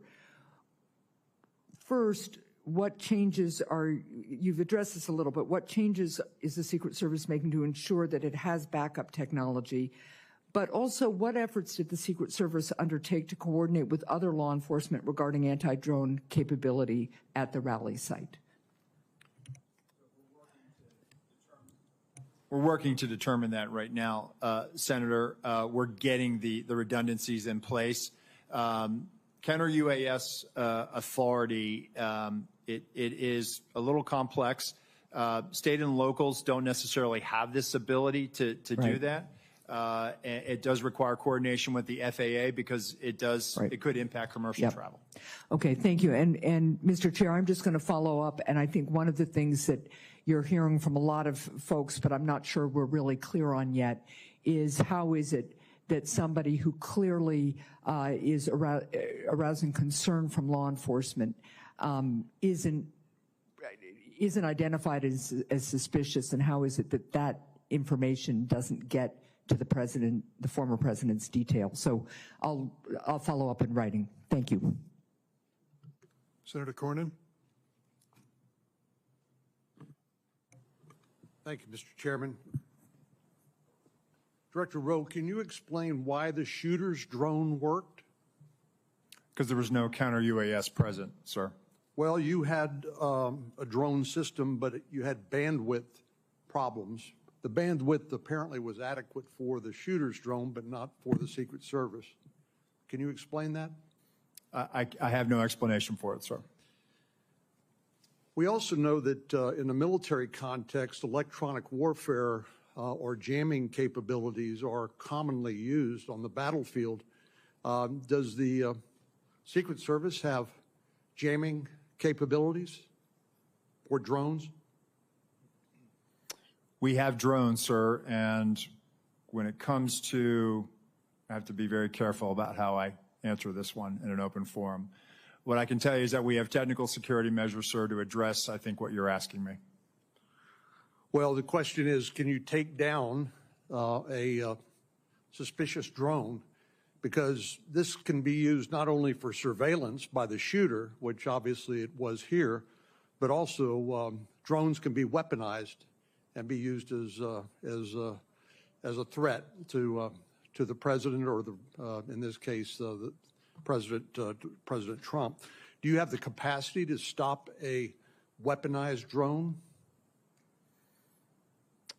What I will tell you, sir, is that we have technical security measures that we utilize at permanently protected sites. We also have the ability in a limited fashion at temporary sites. What I can tell you is that on this day, the counter-UAS system had technical difficulties and did not go operational until after 5 o'clock. So in this case, the shooter had a rifle, but somebody who wanted to kill a president for a former president or candidate for president would not need a rifle. They could use a drone, correct? It is a potential threat vector. So this individual was identified as a suspicious person. Can you explain to us when a suspicious person becomes identified as a threat? Well, I think it's also when a weapon or some other dangerous item is then presented. A rangefinder would not render someone a threat as opposed to somebody who was under suspicion? I think the rangefinder is what initially brought him to the attention of local law enforcement. And why would the president be allowed to take to the stage while a suspicious person had been identified and before the Secret Service or local law enforcement were able to investigate the circumstances? So at that time, Senator, suspicion had not risen to the level of threat or imminent harm. Well, you didn't. Ultimately, that suspicious person did become a threat. Do you think if the president had been asked not to take the stage and during the time it took to investigate to eliminate that suspicion, that wouldn't that have been the appropriate way to deal with it? Senator, it certainly is one way to do it. This is a challenge for law enforcement in general, is that being able to, you identify somebody that comes to your attention and you're trying to determine what are their intentions.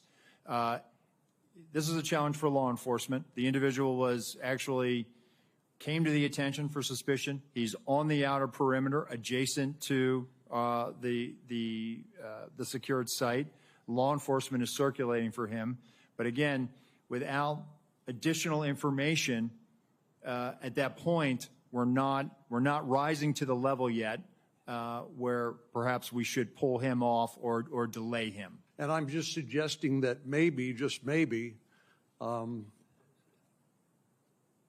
President Trump's appearance should have been delayed while that suspicion could be adequately investigated. But I've always thought of the Secret Service as the best of the best when it comes to their willingness to put themselves in harm's way to protect the life of their person they are detailed to. And I think you described the very rigorous process by which people are screened. And I think you mentioned the 2% standard. People who are interested in serving, only a very small fraction of those individuals are actually accepted in the Secret Service because of the high standards that your agency has. But explain to me why the Secret Service, being an elite law enforcement agency, would delegate to local law enforcement or others who did not meet that same 2% standard. In other words, isn't that something that Secret Service should have covered as opposed to delegating it to local law enforcement? So, Senator, again, this is where I went back to earlier when I said it was a failure to challenge our assumptions. We assumed that the state and locals had it. By no means do I want to diminish the commitment, and I'm sure you agree. State and local law enforcement do their jobs every day and protect the communities that you represent. No doubt about it. So I think what we made an assumption that there was going to be uniformed presence out there, that there would be sufficient eyes to cover that there was going to be counter sniper teams in the AGR building, and I can assure you that we're not going to make that mistake again. Moving forward, I've directed our Office of Protective Operations that when our counter snipers are up, their counter snipers are up, and they're on the roof as well. And we do this all the time with our colleagues in the New York City Police Department when we cover the United Nations General Assembly. And so that is our TTP moving forward. Director Rowe, I would just submit to you that those assumptions can be lethal.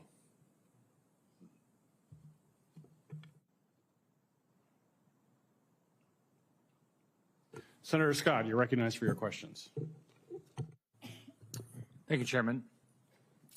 Let me just follow up with what Senator Cornyn just asked. Do you know who makes the drone that the Secret Service uses? That Secret Service uses? Yeah, the one that that didn't work. Who's the manufacturer? Is it an American-made manufacturer? I believe it is, Senator. I'll get you we'll provide that to you in a queue first, sir. So we talked about this the other day. There's not in our, very few times in history do our presidents get shot at. So you know that this is something that the American public is very interested in. So as Senator Johnson said, there's a lot of questions being asked. I was at church Sunday, and 3 people came up to me and asked me if there was a second shooter. So there's all this information that's not, you guys are not responding to. When I was governor of Florida, I had 2 mass shootings. I had the Pulse nightclub shooting. I had the Marjorie Stoneman Douglas shooting, and we did 2 or 3 times a day, local, state, and federal law enforcement, FBI, everybody involved. We answered questions. What I asked you the other day is, why aren't you doing that? What you've allowed, what both of you have allowed, you've allowed the public to ask, assume the negative. And so, which I don't get. I think you should have been doing, and I think you guys should have been doing all along, at least once a day press conferences. I think that you've got to tell the public what's going on. Having a hearing is really nice, but how often are we going to do this? You're clearly not going to do it here for another month and a half. So I asked you the other day, why aren't you doing press conferences? And are you going to commit to doing press conferences? I think what you all said the other day, you're going to ask Secretary Mayorkas and Director Ray if you guys could do those daily press conferences and start giving the public information. What's the answer? So, Senator, that's why, one, I'm here today. I'm here today to provide information and answer those questions. And we are moving towards doing more frequent releases of information, and we are willing to do that press conference. And once we get through this hearing today, we are going to, in all likelihood, do one this week. Okay, so what's the commitment to the public that you're going to do press conference? Are you going to, it's what, 17 days? The information, we are sitting 17 days into this, and I'm getting asked questions that I can't believe are true, but the public believes it's true. So what you all are doing is you're ruining your reputation, you impact the integrity of the federal government. It makes no sense to me. So are you going to commit to, are you going to do it once a month? Both and the FBI, the same thing, not just you. What did Director Ray say? Did he say you couldn't do it? Senator, if I may jump in here. First, thank you all for your guidance in this regard. And in fact, we haven't done something every day, no doubt about that. But we're focused from the FBI side on the investigation in part as we laid out here today. We actually, based on your guidance, we did a media engagement, not a stand-up type press conference just yesterday, and laid out in full everything that I've shared here, and even beyond that, just in the interest of time. But we are, because of the intense interest in this and the implications and the national importance, we've literally provided everything through media and through journalists and here, all of the information that we have derived from the investigation thus far. We remain committed to do that in full, answering any and all questions and sharing any and all information we obtain. Do you guys realize the value of going in front of the press and answering all their questions? You realize that if you don't do it that way, everything gets filtered. You get to put out all the information, and you should be providing. You should be every day say, this is what we know now. This is like Senator Johnson put together a timeline. You should have put together a timeline. You should immediately put out, this is what we know right now, and this is what we don't know. Like you've said, you don't know how the gun got up there, right? You've said it, but why have? That should have been out all along. Say, we're looking at it. It doesn't make any sense. We've done this. We've done this. We've done this. If you do, I just don't get it. Why what you're doing? You're ruining. I've said this about the FBI. The people that work at the FBI, people who work at Secret Service, they're great people. You're a black hole. You lose the support of the American public because people don't believe you're being direct with them. So I completely disagree with your approach. I just want to finish. I've got like everybody else. I said I did a letter July 18th. I haven't gotten any answers yet. I want to put it into the record, and I'd love to get the answers to this because this is what the public is asking for. They want more information. They want to know what happened, who's going to be held accountable, and how we're going to make sure this never happens again. Thank you. Without objection, it'll be entered in the record.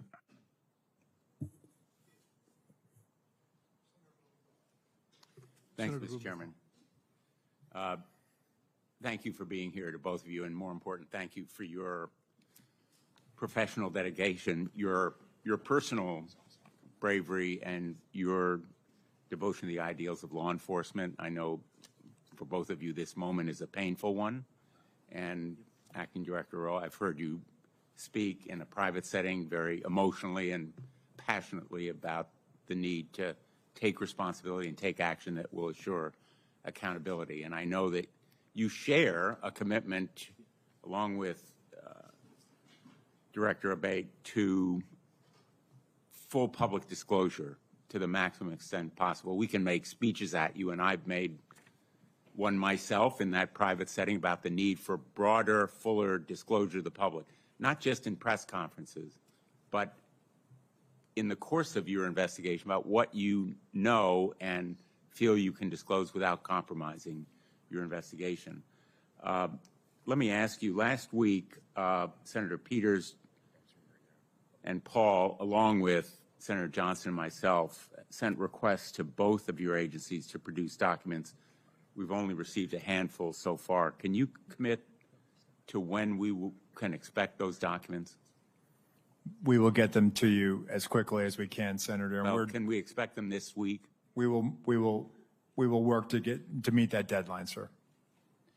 And when can we expect all the communications, the text messages that agents have sent to each other? Eventually, all of it is going to come out, as you know. When can we expect all of those documents? We will gather them up and get them to you, Senator. You, I think, took the position as to the local law enforcement responsible for the shooter on the roof, the snipers that were in place, that it was their job to take him out. But ultimately, doesn't the buck stop with the Secret Service? It stops with us, sir, but let me just clarify. The perspective that they had on that roof, when I show you the perspective from what our sniper saw, he's on the downside of that ridged roof. Their perspective from the AGR building, looking out, their area of responsibility, looking left, they should have been able to see. You can see in that photo in Exhibit A, which we will make part of the record and turn over to the committee. He's already crossed over that bridge or the walkway and stepped up onto that roof. I'm not saying that they should have neutralized him, but if they'd have just held their post and looked left, maybe, and there's a lot of maybes there, Senator. A lot of maybes, but somebody needs to be held accountable. And I think Senator Graham hit the nail on the head. We need to know who specifically was responsible for doing what. Who was responsible for saying to former President Trump, sir, it's not safe to go out there yet? Who was responsible for making sure that those local law enforcement were doing their job? Who was responsible for tracking down that suspicious person who fit the profile, 10 to 25 years old, young male? The FBI has warned us about it year after year after year. Director Wray has come before us and said the threat is from domestic extremism. The lone gunman, we're all aware of it in law enforcement. So I think we need individual accountability here, and people need to be held responsible, in fact, lose their jobs, if necessary, to send a message that this massive intelligence and surveillance failure, as well as the enforcement failure, cries out for accountability. Let me just ask, in the short time I have left, what is the nature of the Iran threat?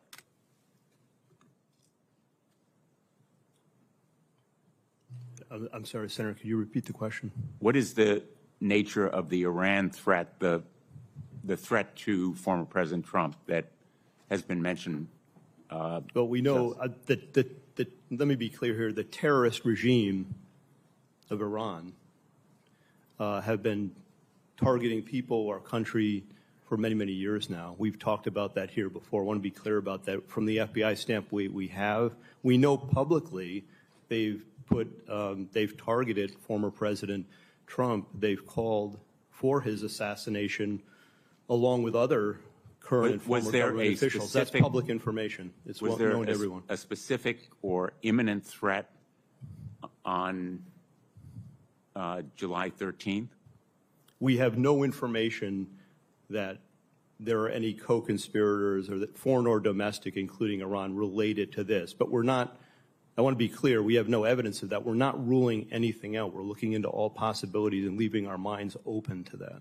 Was that on the minds of the Secret Service on July 13th, that there might be some threat from Iran? Sir, as Deputy Director Abate just said, we're aware of the public sentiment and statements of the government of Iran to do harm to Donald J. Trump, and we use a threat-based model. Thank you. Thanks, Mr. President. Senator Ossoff, you're recognized for your questions. Thank you, Mr. Chairman, and thank you both for your testimony today and for your service. Mr. Rowe, I want to begin discussing Secret Service staffing and the extent to which HSI or other personnel are augmenting or backfilling inadequate Secret Service capacity generally and on the day of the assassination attempt. To what extent are HSI personnel, for example, filling close protection roles that would normally or optimally be filled by Secret Service personnel? So, thank you, Senator, for that question. So, as we have done, even back when we were with Treasury, we enlist during campaign years the assistance of other law enforcement agencies in that department. So, when we were in Treasury, we used ATF, we used IRSCI. When we transferred over to the Department of Homeland Security, we have brought that practice with us. So going into a campaign year or during a national special security event like the United Nations General Assembly, we will enter into a memorandum of assistance for the campaign with HSI. HSI will provide post standers, essentially federal agents, law enforcement, to be able to help secure a site. When it comes to close protection, the only time that we will utilize them is during a United Nations General Assembly, where they may be utilized to protect a low-level head of state or provide security at a hotel in New York City where those protectees are staying. So on the day in question, all of the former president's close protection detail were full-time Secret Service personnel? They were, and they were assigned to the Donald Trump detail. Okay. Interoperability with other federal and state and local law enforcement agencies, specifically on communications. What have you determined to date played a role in failures to swiftly communicate between agencies the suspicion or identification of a threat? Well, I think there was a delay in reporting, not having that real time. So as they were closing in on him, as information is known, as... Be more specific when who were closing in on him. As local law enforcement were closing in on him, as he's seen scurrying across the roof, right? That information, and we're getting to the bottom of that. We're working on trying to figure out what was the delay. Why didn't we hear that coming out of the unified command? So based on the information I have right now, what I can tell you, Senator, is that apparently not having that real-time information is what really hindered us in being able to understand more than it was just the locals working an issue at the 3 o'clock. There was actually a little bit something more urgent than that. Does it appear that that is due to a lack of communications links between relevant officials and agencies, or poor communications practices and a failure to report? I don't want to rule out. I want to have a neutral opinion on that. So I don't know if it was poor practices. I can tell you that the interoperability, not being able to have that technical fix, which is a lofty goal to be able to do that, is something that has been a hindrance. But that's why we use a counterpart system. So there, in fact, is not the capability when an intergovernmental, interagency team is deployed to secure a site like this and to mount, if necessary, a quick reaction. There is not currently the capability for example, state law enforcement SWAT personnel or local law enforcement officers to communicate directly with Secret Service officers on site? So technically you could do it, but it would take a long time to get it done. And for a 1 day or an 8-hour operation, it requires a lot. And it would be months of planning, of knowing that we are going to go to this particular jurisdiction and that we're going to need your frequencies, the keys, and we're going to need to load you into our radios, and you're going to be needed to load it into ours, and vice versa. Right. Well, this presents potentially, I think, an opportunity for the Homeland Security Committee. I mean, not just in an executive protection context, but any complex incident response, any counterterrorism, any natural disaster context, the inability swiftly to link personnel from disparate jurisdictions at the local, state, and federal level is a vulnerability for the nation, is it not? I would think, and based on my experience, being able to talk to other agencies in real time certainly would assist in that response. Mr. Chairman, do I have time for one more question? No. Yes. Thank you. I know others have touched on this. One of the things that's been most baffling to the public has been the failure to fully secure this structure, which even to a layperson's uninformed eye clearly presents as a site from which an attack on the former president of this event could be mounted. And it had particular characteristics that made it even more of potential value to an attacker. Just walk us through one more time. Is there not an established doctrine or practice or checklist by which such sites are assessed for threat and determine whether or not to be within or without of the security perimeter? So, Senator, controlling high ground is something that is a must for us whenever we go into a location. Yeah. Well, I know we're all eager for more information on why that task was not completed in this case. Thank you for your testimony. Thank you, Senator Ossoff. Senator Lee. Why was President Trump allowed to take the stage at 6:02 p.m., exactly 17 minutes after multiple suspicious person reports were provided, complete with photos and information suggesting that the assailant had a rangefinder, something that ordinary people don't use in this kind of circumstance? Senator, again, it was suspicion, not weapon, or there was never communication of that there was an individual with a gun or threat or other bad intentions. How many suspicious person reports did you receive that day? I'll get back to you on the exact number, but there were other individuals that came to the attention of law enforcement that day. Would President Biden ever be allowed on stage under similar circumstances with an unresolved set of multiple suspicious person reports provided, including indicating that there was a rangefinder involved? Senator, I can tell you that a suspicious person on the outer perimeter with local law enforcement attempting to locate would happen, but I would need more information as far as whether or not we would allow the president to go on or off. Again, for us, it comes down to weapon, a potential threat. Is the individual carrying an IED? Is there a weapon? Is there some other factor that now ramps up our attention to let's hold off on this? If there were 8 shell casings found next to the assailant's body, but he was neutralized after the first shot, where did those other shots come from? Where did the other shots go? As far as the assailant's shooting? Yes. So did the assailant get out 8 shots, or were those shell casings left from the day before? Where did they come from? The shooter, Senator, we believe fired 8 rounds. We had the shooting reconstruction team go out there for a period of days and collect all that. So we have bullet holes, bullet fragmentation, all taken back, and we're still putting together the trajectory and ballistic analysis, although we do have fragments of the bullets, and bullets have been collected in the distance from the shooter's weapon. Gotcha. It's my understanding there was a sniper team assigned to a window with complete overlook, complete view of the roof, the same rooftop, sloped rooftop where the shots were fired. It's also my understanding, according to some whistleblower accounts, that that post was abandoned. What can you tell me about that? Why was it abandoned?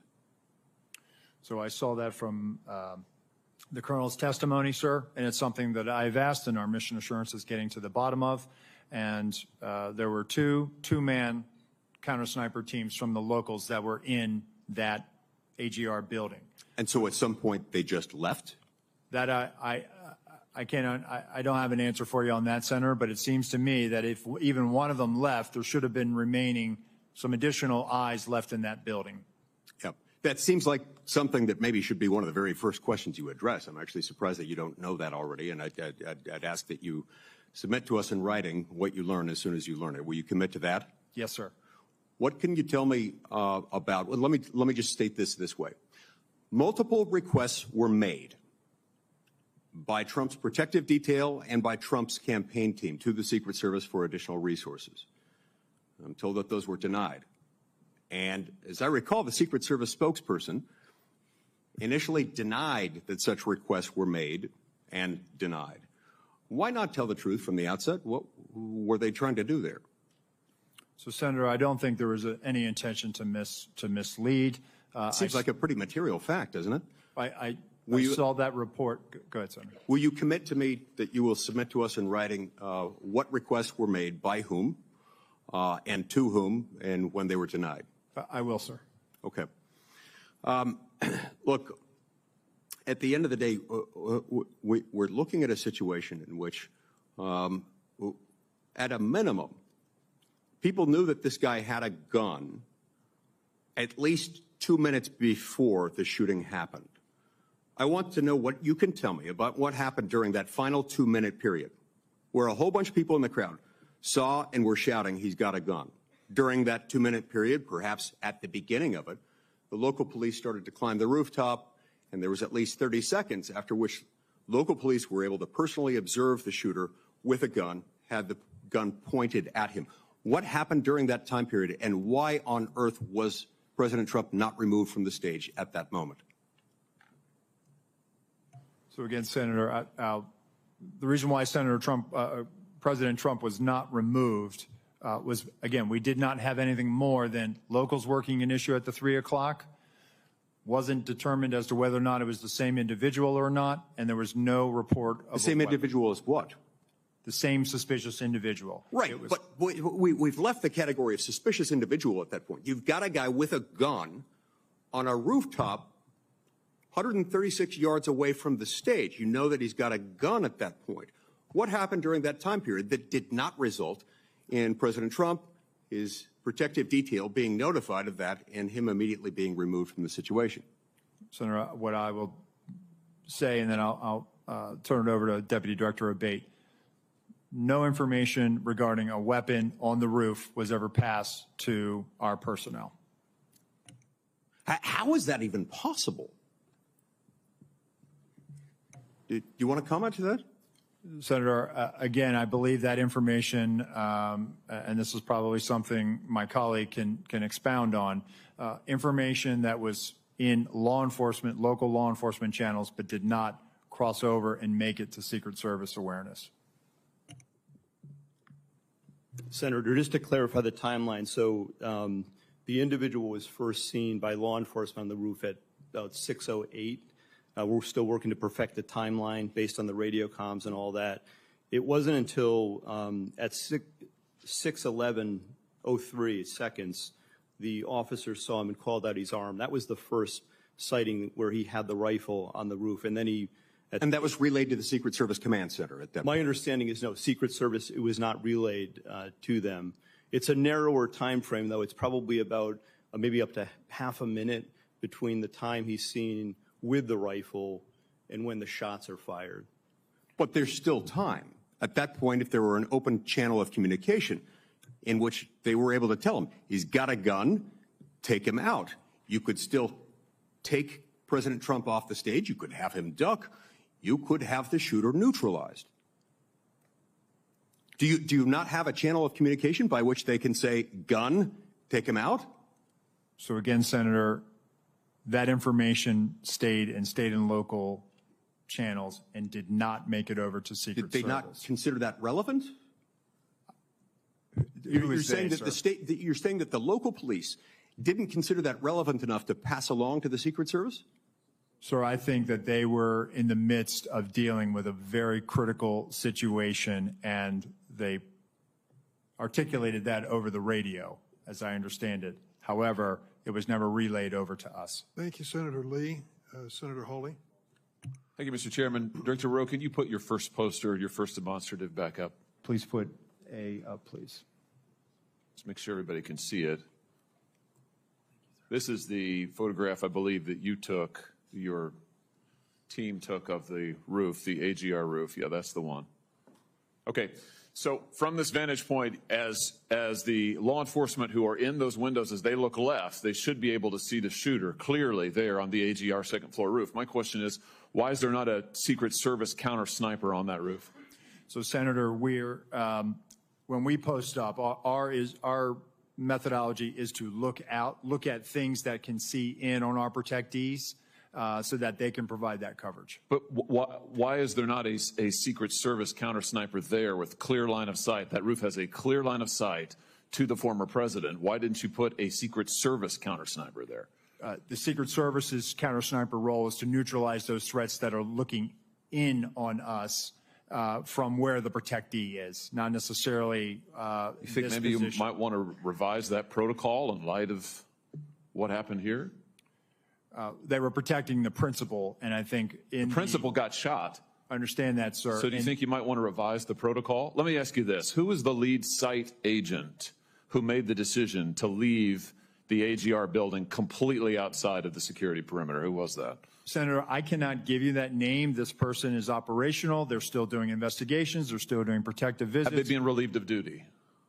Senator, they have not been relieved of duty. I know their name, by the way. Why have they not been relieved of duty? They are still cooperating, not only being interviewed by the FBI, but also by our Office of Professional Responsibility. And we will let the facts of the mission assurance and any further investigations play out. Isn't the fact that a former president was shot, that a good American is dead, that other Americans were critically wounded, isn't that enough mission failure for you to say that the person who decided that that building should not be in the security perimeter probably ought to be stepped down? Senator, I think you're using the word decided, and I think we need to allow the investigation play out to include. So who did make the decision then? If it wasn't the lead site agent, who made the decision not to put that in the security perimeter? Senator, you're zeroing in on one particular agent. I want to find out exactly what was the entire decision process. So I think I want to be neutral and make sure that we get to the bottom of it and interview everybody in order to determine if there was more than one person who perhaps exercised bad judgment. Well, sure. My question is, why don't you relieve everybody of duty who made bad judgment? So, yeah, you're right. I am zeroing in on somebody. I'm trying to find somebody who's accountable here. So you're telling me that the person who made the decision not to include this in the perimeter has not been relieved of duty. What about the person who's in charge of the interoperability of radio frequencies between local law enforcement and Secret Service? Has that person been relieved of duty? No, Senator, because interoperability is a challenge, is a greater challenge than just one person. On that day, we had a counterpart system. It failed As the person who made the decision to send Donald Trump onto stage knowing that you had a security situation, has that person been relieved of duty? No, sir, they haven't. Has the person who decided not to pull the former president off of stage when you knew that, in your words, the locals were working a serious security situation, has that person been relieved of duty?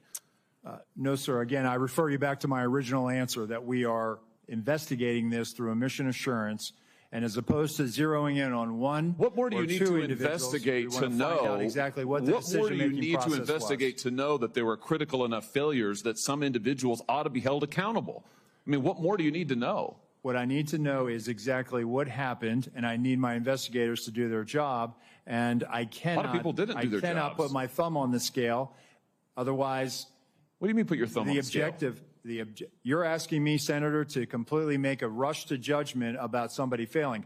I acknowledge This was a failure of the Is it Secret not Service. prima facie that somebody has failed? A former president was shot. Sir, this could have been our Texas school book depository. I have lost sleep over that for the last 17 days, Then just like you fire have. somebody to And I will hold tell them you, accountable. Senator, I will tell you, Senator, that I will not rush to judgment, that people will be held accountable, and I will do so with integrity and not rush to judgment and put people I can't believe unfairly that you persecuted. are unfairly persecuted. Unfairly, We've got people sir, who are we dead. have to be able to have a proper investigation into this, Senator. You said earlier that you've got to make sure that your protocols are followed, and unless there's a protocol violation, people wouldn't be disciplined. I would just say to you, I don't really care that much about your protocols. I think if your protocols don't provide for the fact that when a former president is shot, when an American is killed, when other rally-goers, innocent people who just showed up on the day, when they are shot at and critically wounded, if that isn't a protocol violation prima facie, you should revise your protocols. Senator, I think this is where you and I agree. This was a failure, and we will get to the bottom of it. Well, I hope you're going to do something about it. Let me ask you something else. The Real Clear Politics reports this morning that you were directly involved in denying additional security resources and personnel, including counter snipers, not just to this event, but over the last 2 years, that President Trump's team repeatedly asked for these additional resources, and you personally were involved in denying them. Is that true? Senator, as I stated earlier, that is not true. So you never denied any resources to former President Trump's team? No, not me. No, sir. And not you personally. weren't involved in any of that? You No, were never sir, I involved was in the not. decision-making? No, sir, I was not. Let me ask you just one or two other things here quickly. Well, whistleblowers tell me that, in fact, law enforcement were stationed to be on that roof and that law enforcement abandoned their post because it was too hot. Is that accurate? Senator, I have heard that as well. Again, they posted up inside. And I think moving forward, as I said earlier, we're going to ensure that state and local counter snipers are on roofs. But do you know if someone was supposed to be on the roof? Do you know if someone was in fact? That's what the whistleblowers tells me. That may or may not be accurate. Do you know that to be the fact? Was somebody posted to the roof, local law enforcement or whomever? I do not know that to be a fact. Well, can I ask you why you don't know that? Again, Senator, we are looking at this, and they should have been on that roof. And the fact that they were in the building is something that I'm still trying to understand. I just want to express my frustration, Director, that 17 days or whatever it's been, that whistleblowers are telling us more than you are, and you don't know, you haven't ascertained if there was supposed to be law enforcement on the roof. That seems like a pretty basic fact. I'm also told that local law enforcement suppliers offered the Secret Service drones, and you declined them. Is that true? So, Senator, one, I've been very transparent and forthcoming. Your agency has not been transparent and forthcoming, so please, let's not go there. I have been forthcoming, sir. That remains to be seen. You've been on the job a few days. So far, you've fired nobody. Now, the drones. Thank you, Were Senator. you offered drones? Senator So Hawley. there was an offer to fly a drone on that day. And why did you deny it? Again, I think the ability of local law enforcement to provide an asset, we probably should have taken them up on it if it was offered. Senator Cruz. Thank you, Mr. Chairman.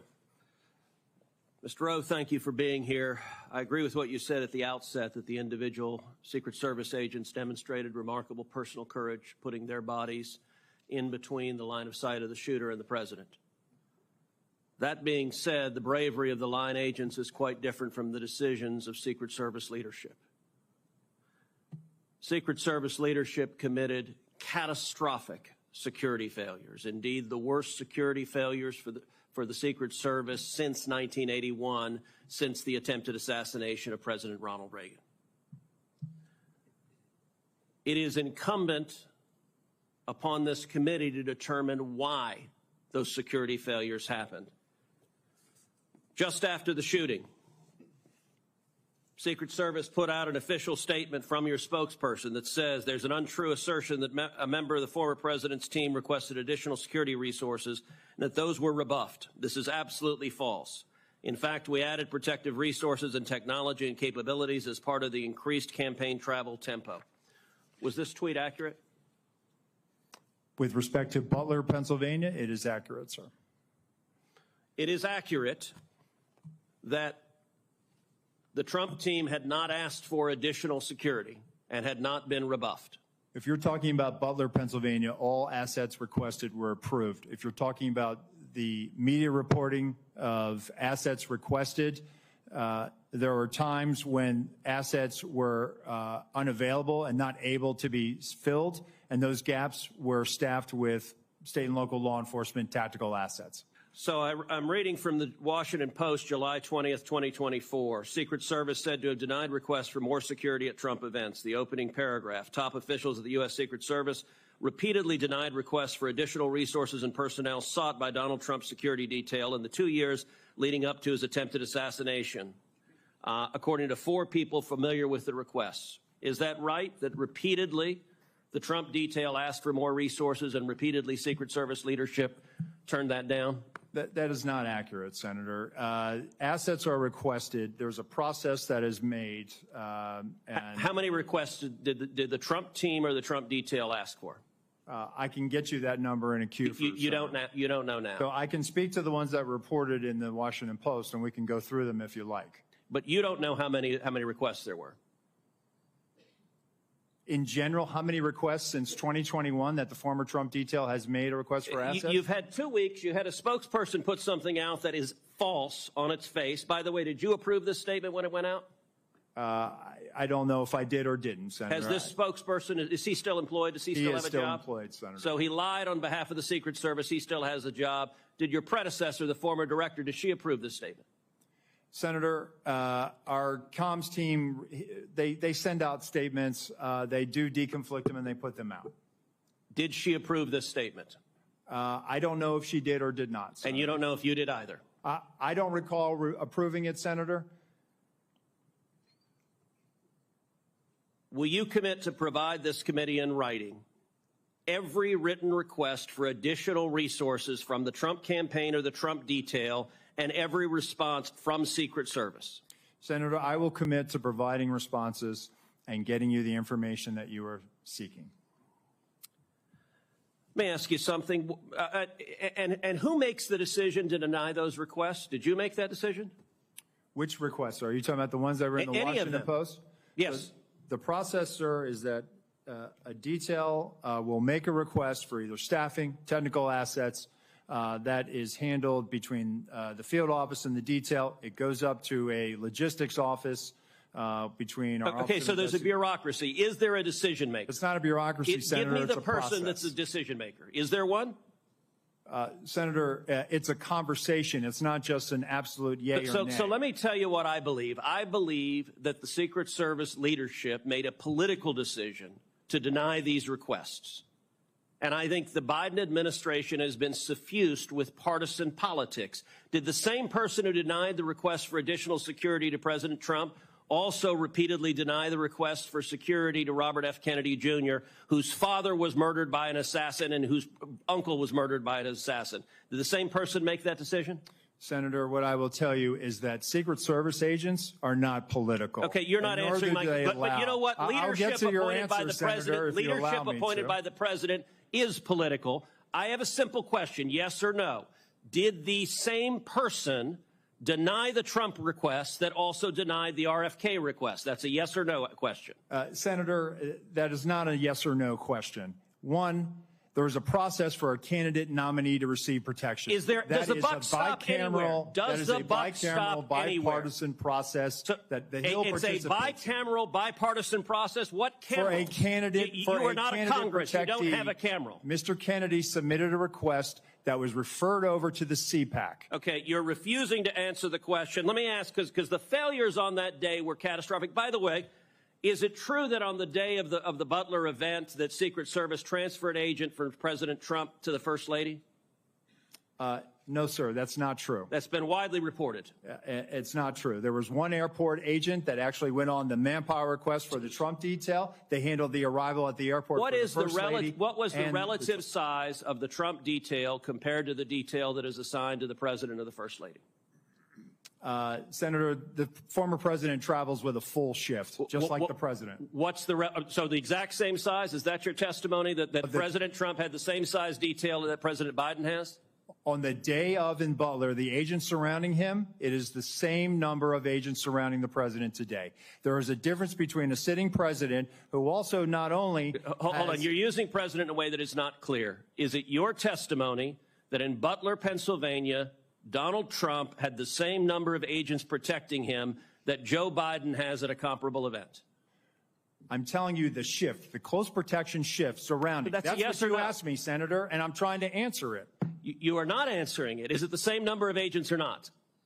Senator, there is a difference between the sitting president of the United States. Then what's the difference? The difference? 2x, 3x, 5x, National 10x? Command Authority to launch a nuclear strike. Sir, I'm not there are other asking assets how many more travel agents? with the president that Sir, the former president sir, will you are not get. refusing to but answer the number straight. of Secret Service Sir, agents protecting him. Stop interrupting me. Go ahead, You Senator. are refusing to answer clear and direct questions. I am asking the relative difference in the number of agents between those assigned to Donald Trump and those assigned to Joe Biden. I'm not asking why you assign more to Joe Biden. I'm asking, is the difference, is it 2x? Is it 3x? Is it 5x? Is it 10x?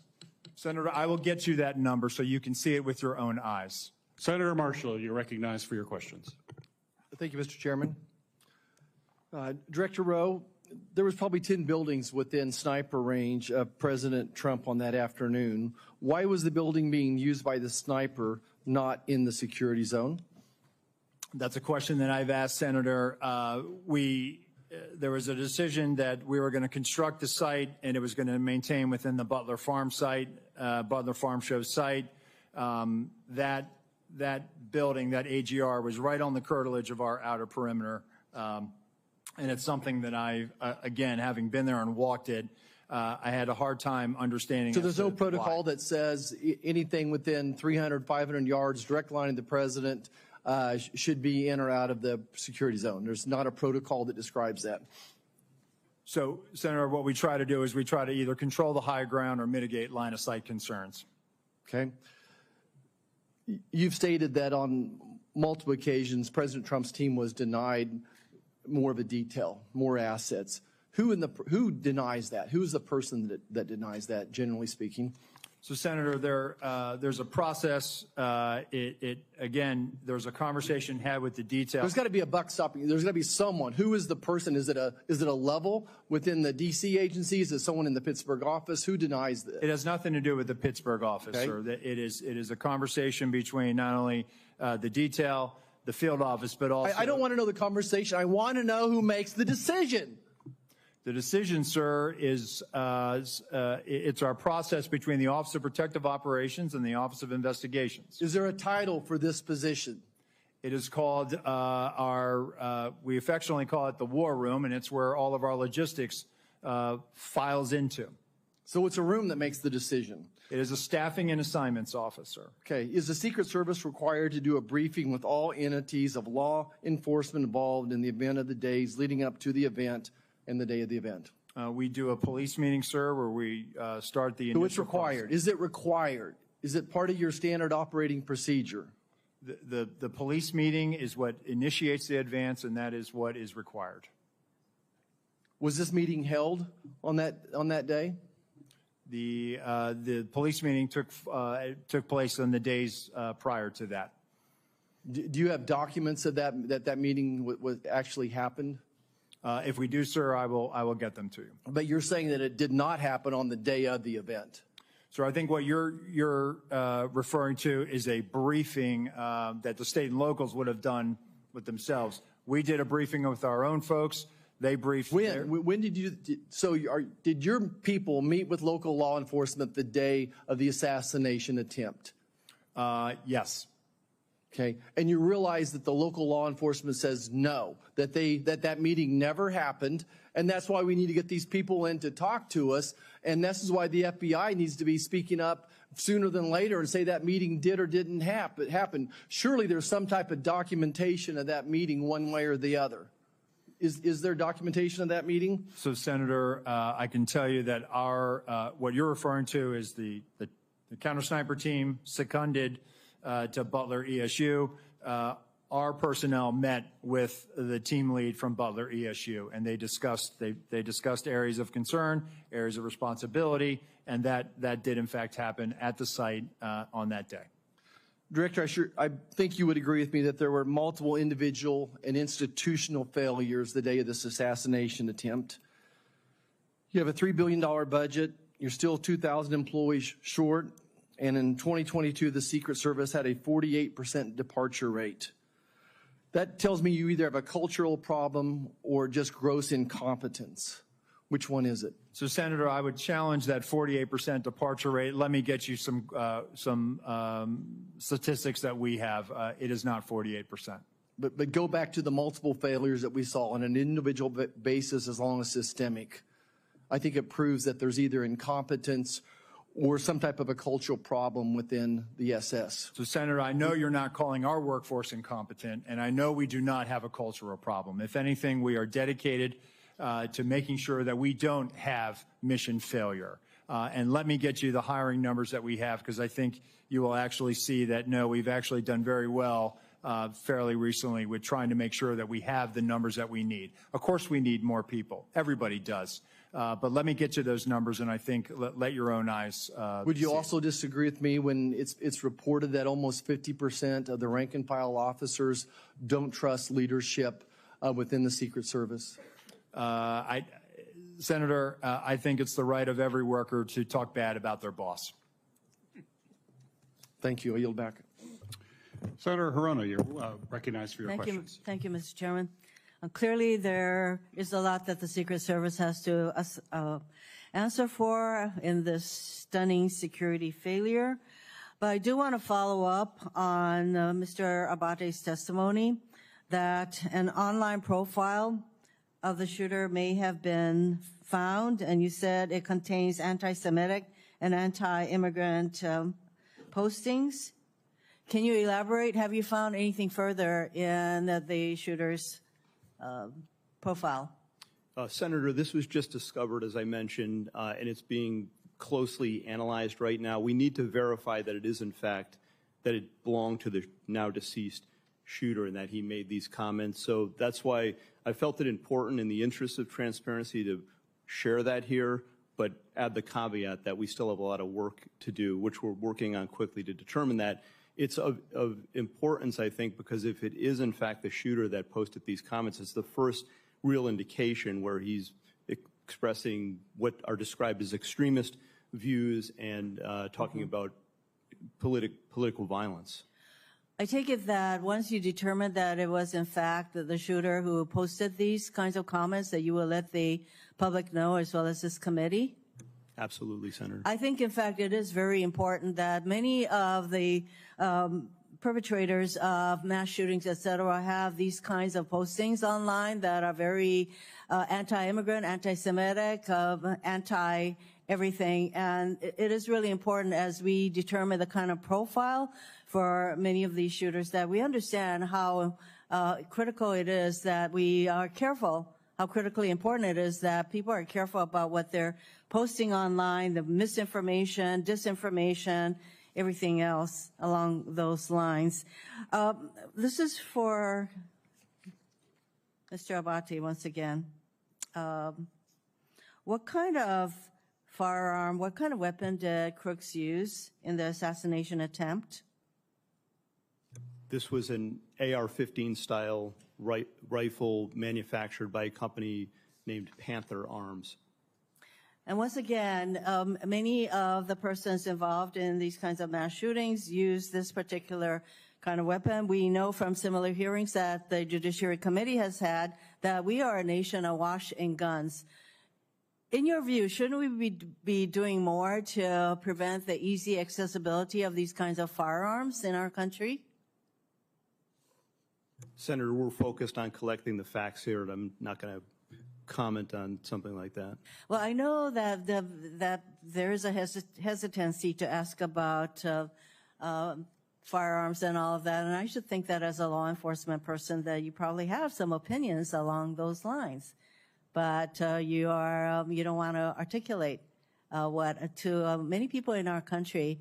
there's a causal factor here, the easy accessibility of guns. And I want to ask that question because I think it's important that the American people understand that, we are a nation that is awash in guns, and we have more mass shootings than any other country, and yet we have been unable to pass the kind of laws that prevent these kinds of firearms to be easily available, that we have not done enough to promote gun safety in our country. And Mr. Chairman, I wanted to articulate that as the elephant in the room that nobody wants to address, including apparently our law enforcement officers. I am disappointed in that, but obviously we have work to do to create a much safer environment and to prevent persons who have these kinds of ideological perspectives and who are, I would say, who have these kinds of profiles to have such easy accessibility to the kind of firearms that can cause mass death and destruction. Thank you, Mr. Chairman. Senator Langford, recognized for your questions. Chairman, thank you. Thank you to both of you for the testimony today. Director Rowe, future Vice President J.D. Vance was in my state this past week in Oklahoma City. I talked with some of the Secret Service folks that are there. They're doing a terrific job. I got a chance to be able to thank them personally for the tasks they're doing, and I know the Oklahoma folks in Secret Service, and they're very dedicated, incredibly sharp people on that team. So I know this is a challenge to all Secret Service. This is something every Secret Service agent wakes up every single day and wants to avoid. So please continue to be able to pass on our gratitude for the work they do every single day and for what's happening out there. I will, so I appreciate that. Mr. Bate, I want to ask you about some of the interviews that have happened. Y'all have done more than 400 interviews at this point. For the counter sniper team that was local law enforcement that was on the second floor overlooking that rooftop, have they been interviewed at this point? Yes, Senator. I believe that each of them have been interviewed. Do you know offhand if they were at their post at that time, able to look across that? They were at that post at sometimes. Do we know they were at that post at 6:08 to 6:11? My understanding, and I want to be fair, I have not read the reports directly, but I've been briefed on some of it. They were at times during the time frame we're talking about here on post within the AGR building. And I do believe, but I would want to confirm this at some point, one or more did venture out in an effort to locate and isolate the. We understand from the timeline that they were also looking for this individual that was suspicious, that they had left that post to be able to try to look for him on the ground at different points to try to be able to see if they could get a different perspective. What we're trying to figure out is during that time period that he actually climbed on the roof, assembled a firearm or took a firearm with him or picked one up, whatever it might have been there, that they were able to actually see him if they were able to look left, as been acknowledged in the photos that are up there.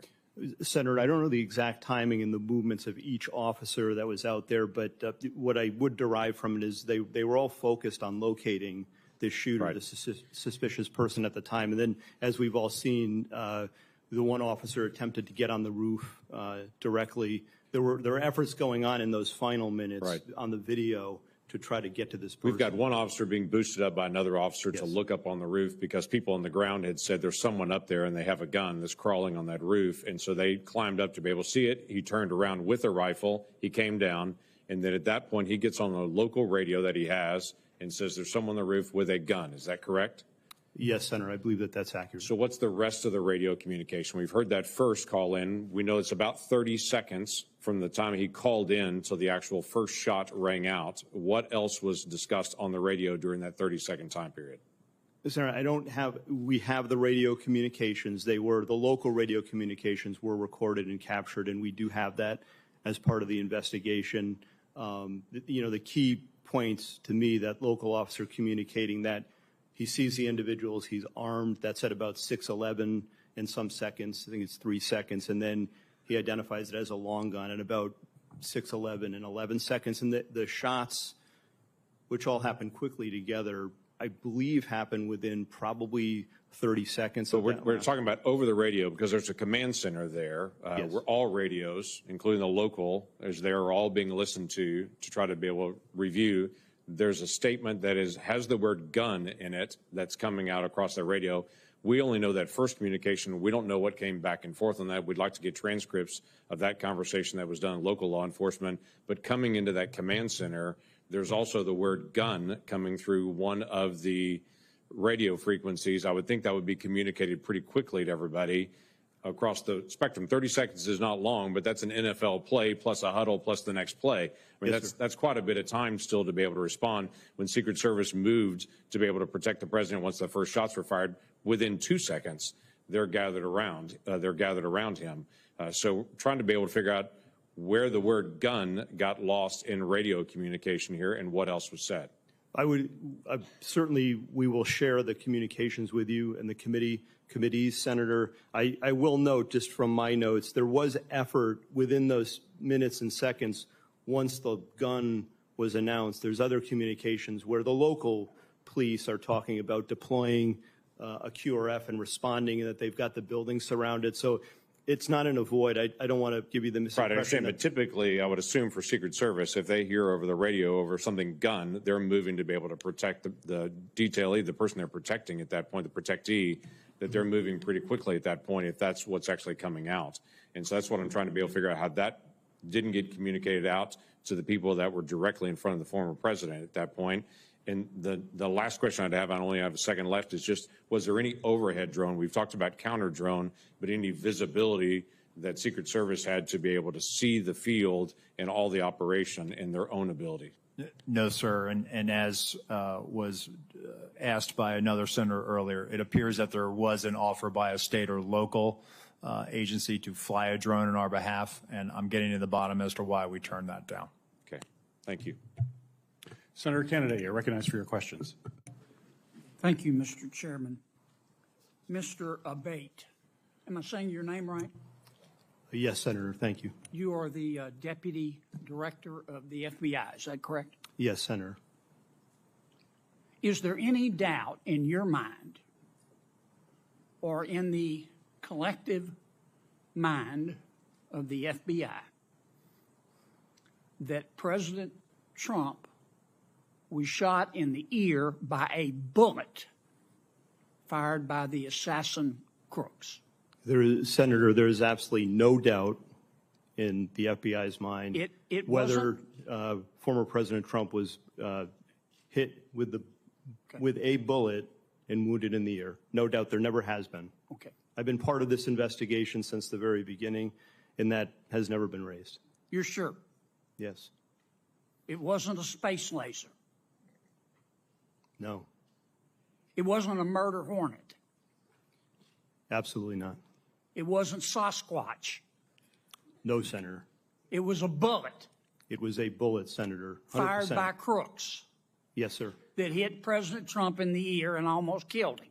100%, Senator. Okay. Glad we cleared that up. I don't want to get off the subject here.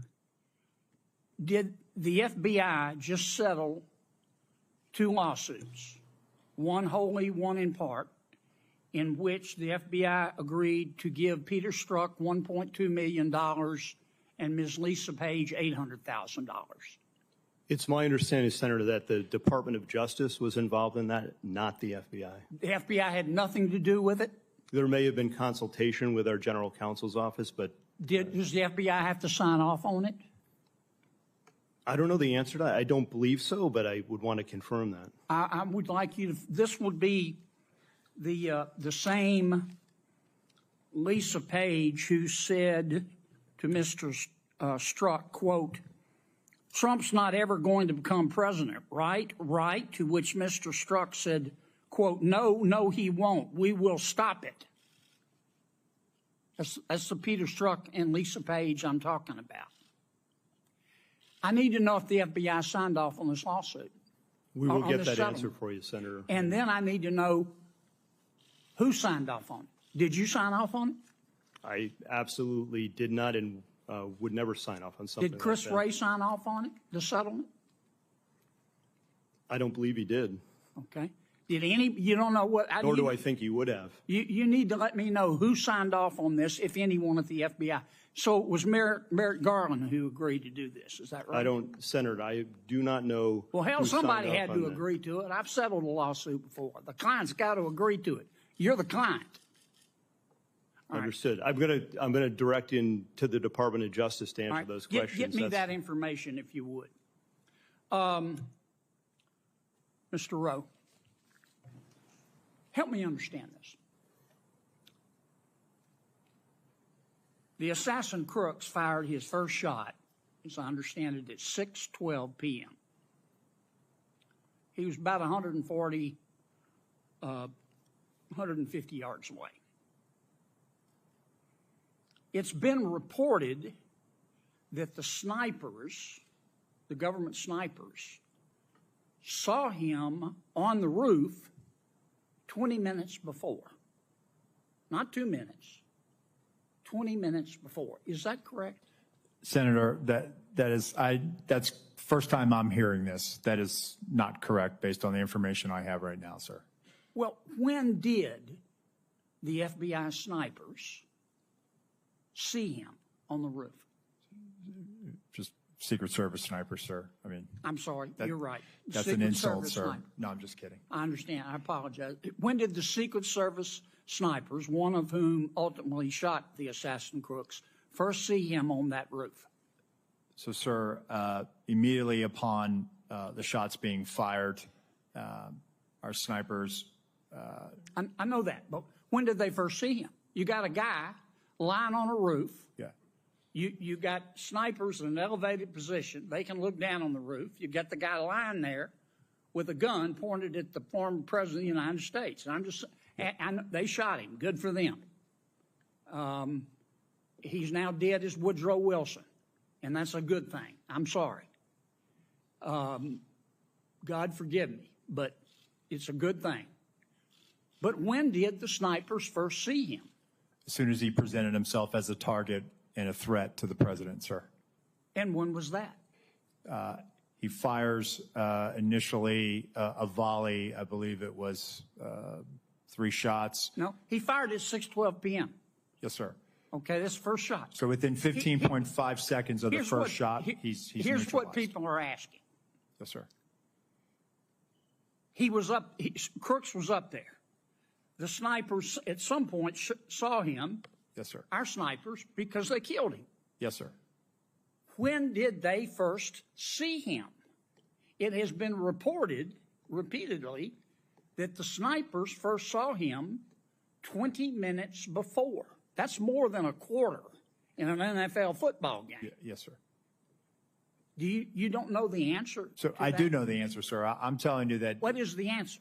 No, When they did not see him. They only They never saw him. No, sir. Well, They did not. How could they not see the guy? How could they not see him?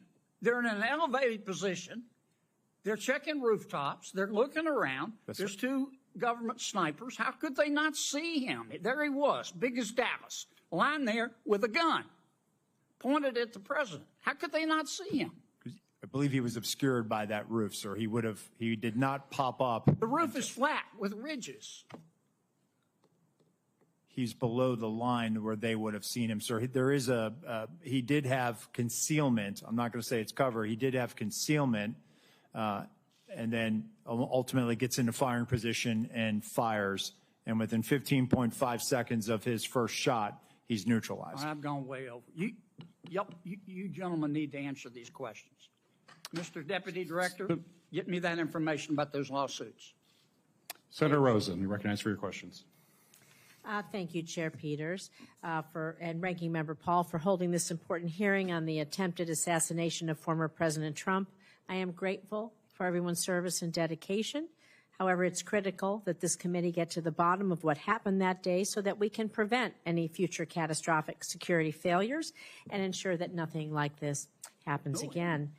And so, Director Rowe, given that the event took place in a rural area, we've talked a lot about connectivity issues.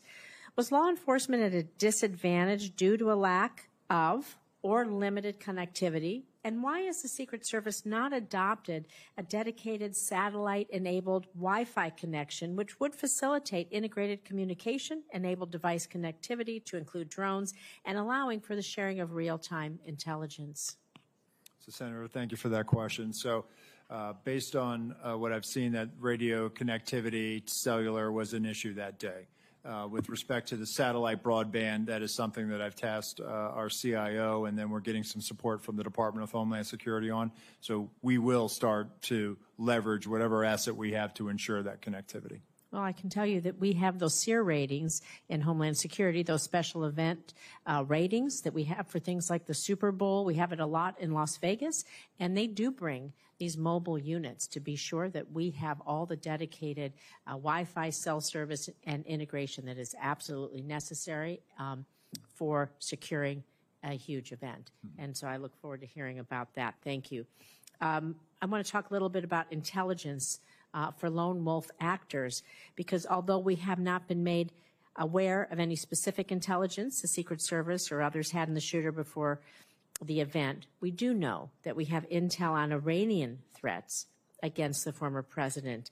And so again, Acting Director Rowe, could you talk to us about how you utilize intelligence collection as a way of mitigating threats from state actors like Iran compared to what you do, compared to lone wolf actors, what it seems to be like the attempted assassin that we have here in Crooks. And so, and what are the specific challenges with the intelligence collection as a mitigation tool against lone wolf actors versus state actors? So Senator, first let me preface by saying the Secret Service is not a member of the intelligence community.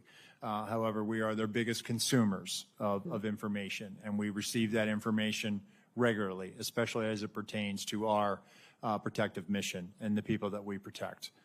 We have embeds with the FBI through their National Joint Terrorism Task Forces. Our agents are basically embeds and are able to not only receive information but also follow up on investigations that may have a nexus or a direction of interest towards one of our protectees. We have an excellent working relationship with the FBI. We have an excellent working relationship with the intelligence community. We are not collectors. We are consumers of finished analytic products that the intelligence community of the FBI produces. We ingest them, and then we use that to adjust our protective posture. And we do this daily, weekly, all of the time. And it's not only for protective for protectees, but also the events and sites that we protect on a permanent or temporary basis. With respect to largely a lot of the people that come to our attention, and in the case of the assailant, you know, to me, as I overlay him over top of, say, John Hinckley, who tried to shoot President Reagan, I see an individual based on information that I have now, some of the great work that the FBI has done. We have an individual who's a loner. We have an individual who was focused on Donald Trump and Joe Biden.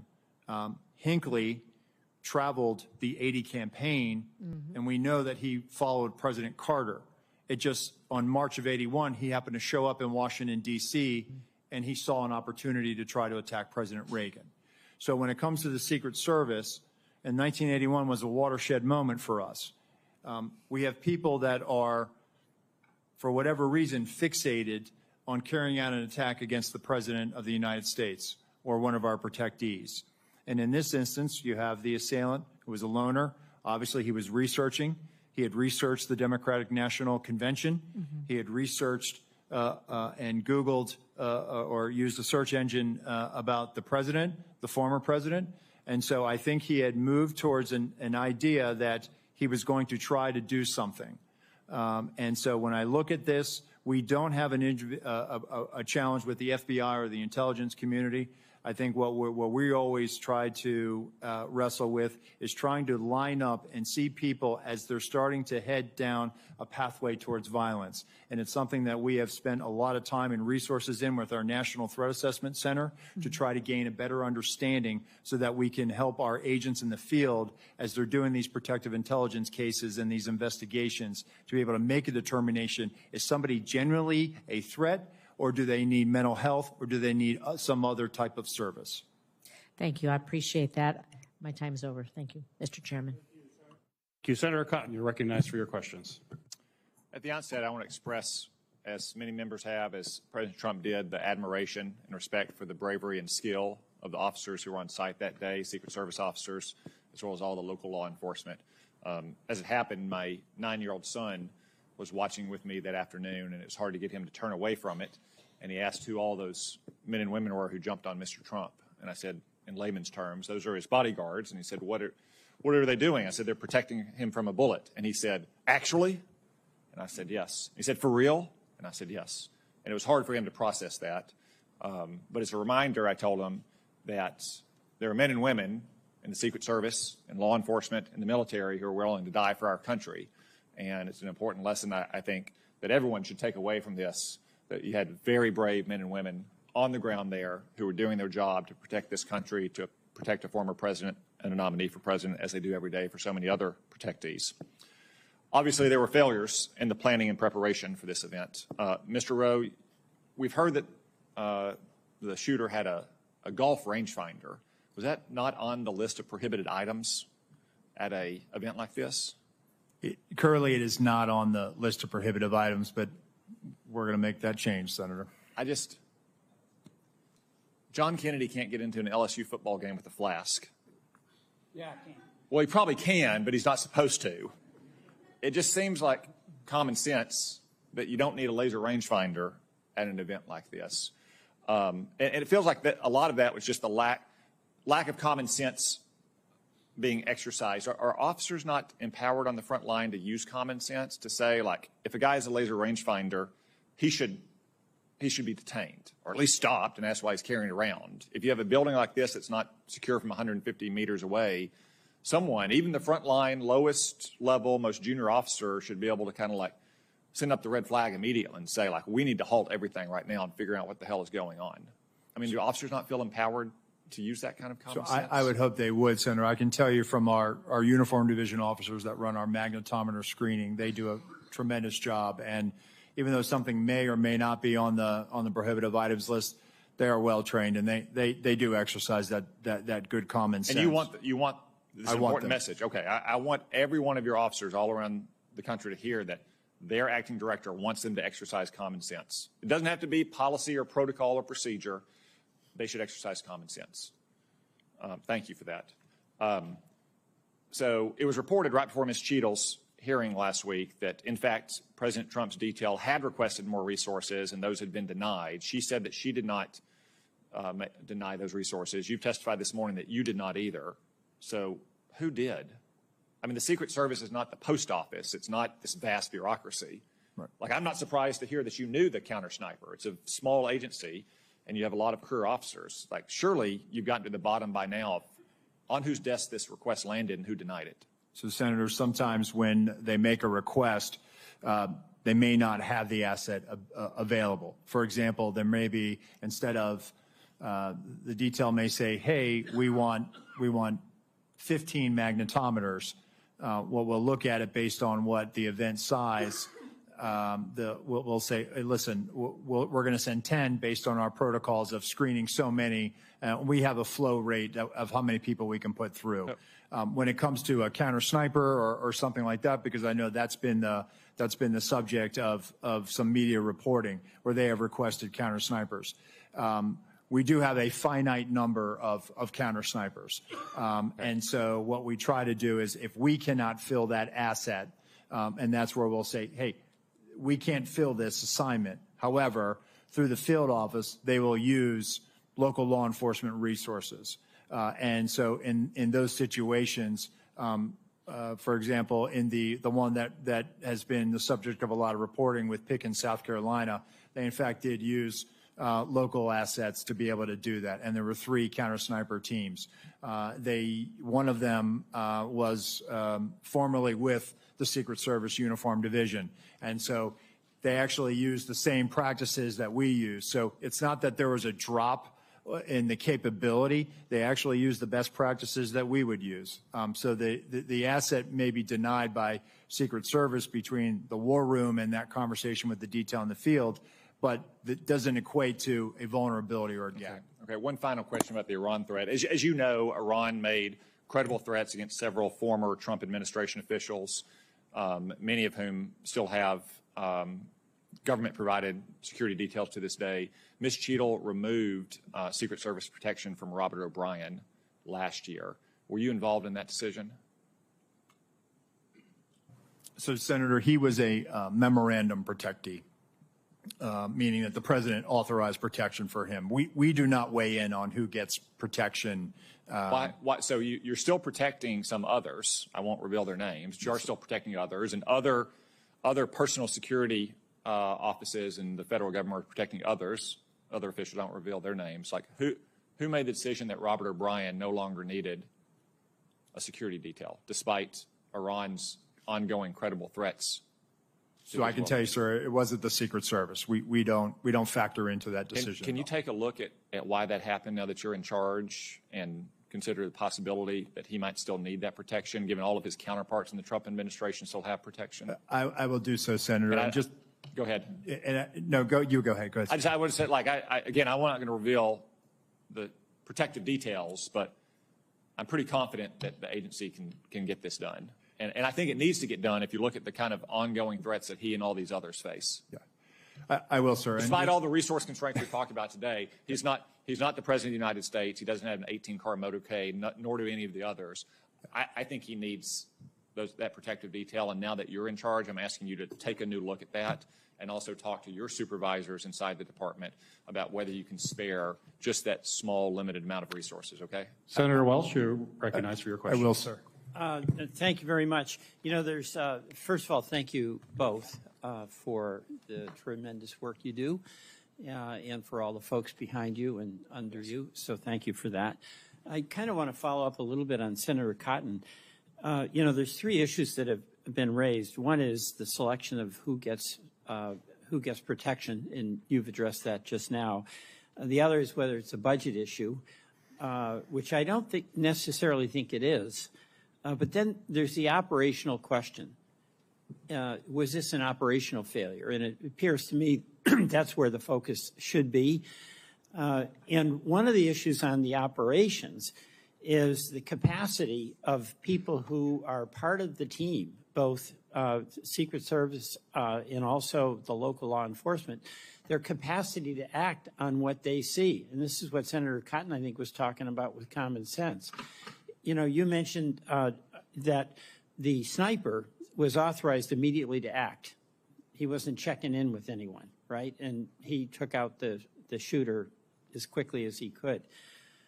But according to the timeline, you had local law enforcement captured 2 photographs of the shooter at 5:10.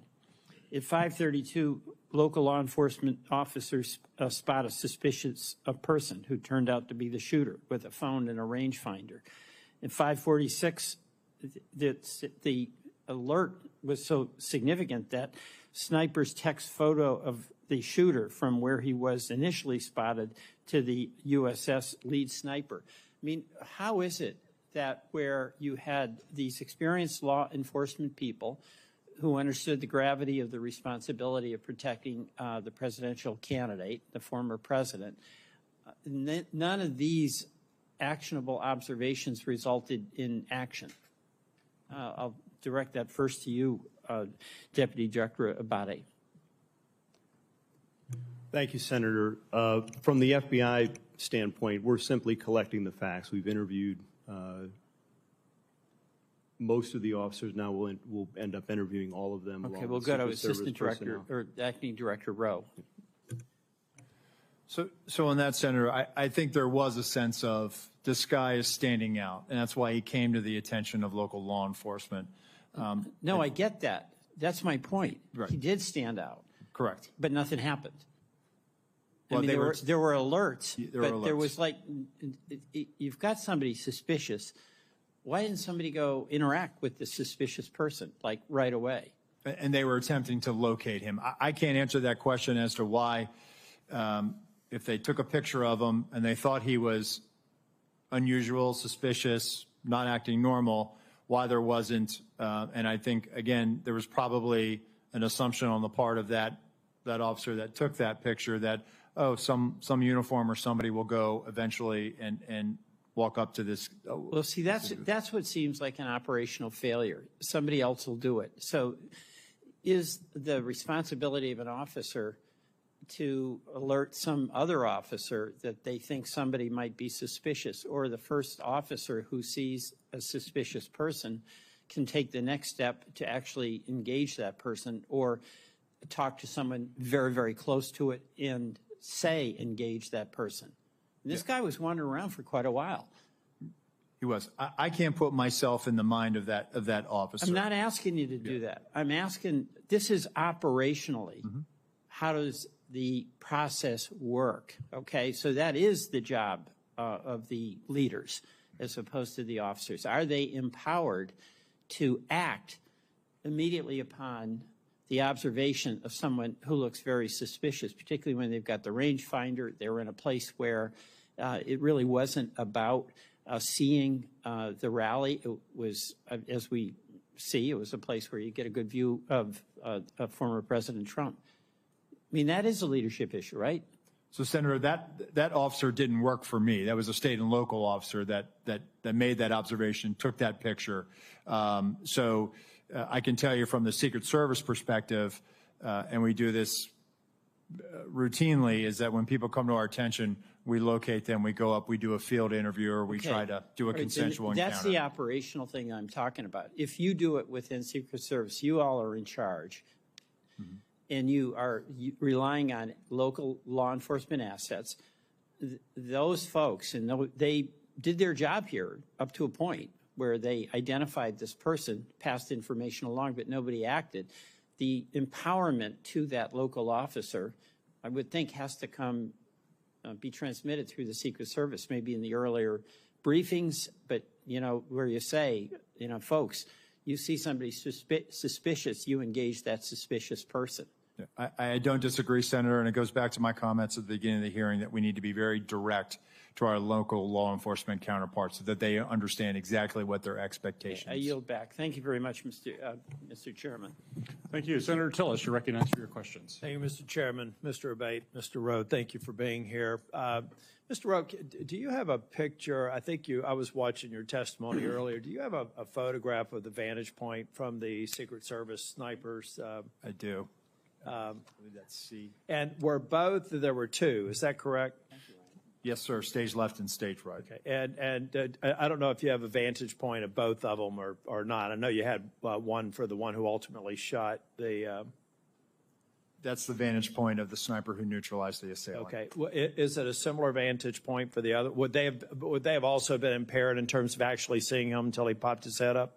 So the sniper on the stage right side, Senator, they had an obstructive view because of that tree. They had an obstructive view. Okay. Yeah. So the one thing, this discussion that I don't believe that a sniper saw someone on the roof 20 minutes before just doesn't make sense to me. It sounds like the one who took the shot probably saw him for the first time about a split second before he pulled the trigger. Is that? That's my assessment, Senator. Well, first off, I'd like to clarify the requests that have been made of a lot of people so that we get the information in a good form. I think it would be helpful, at least all the way back to, I think, November 5th of 2022, I believe, when President Trump announced that he was running for re-election. I think it'd be helpful if we could just get a matrix of any request for additional security, the resolution of that request. Was it honored? Was it denied? Was it downsized? If you could give us that, I think that that's going to be the best way versus giving us mounds and mounds of paper. If you can do that, I know you're looking at the same thing. I've heard from you that any subsequent requests for field requests are being honored. I believe that that's true. Is that your testimony? Yes, sir. Okay, thank you. I'm more worried about the 24 to 30 seconds between the time I believe local law enforcement officer was hoisted on the shoulders of another police officer, saw a person armed less than 200 yards away from the president, who I believe jumped down. What happened in those 24 or 30 seconds? I mean, obviously there's no such thing as a panic button. The first thing you'd think is you had panic, you cover the president, get him off stage. None of that happened. What happened? Is it just, did I hear a text message? What actually happened in the 30 seconds where a law enforcement officer knew that a gun was pointed in the direction of the president from a fairly short range. What actually did those folks who did have knowledge of exactly what was happening and could probably infer what was about to happen, what did they do? And Mr. Abate or Mr. Rowe, either one, based on your interviews.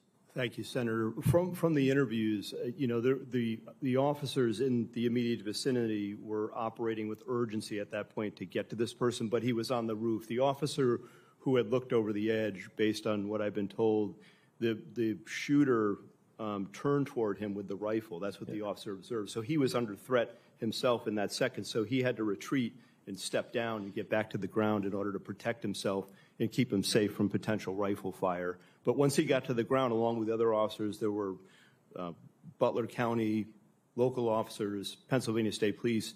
They were moving around trying to find someone to get to this guy. We've got an operational problem here because we had more than 20 seconds to have somehow cut through all the crap and the communications, whatever impediments there were, have to be removed. I mean, it's pretty clear to me. First off, that law enforcement officer, I love law enforcement. I wear the back of the blue pin every day. They do great work. Secret Service did phenomenal work on the stage. But they failed because their job is to protect the public. And they needed to put themselves in harm's way to stop him. Now, I'll let the interviews go through, but there was a massive failure. There were at least 2 law enforcement officers that knew a guy was about to pull the trigger at the president. And, you know, I'm just not really happy with the fact that we couldn't have communicated, covered President Trump, and try to secure the situation. I'm going to let the investigation go through, but I think it's go forward.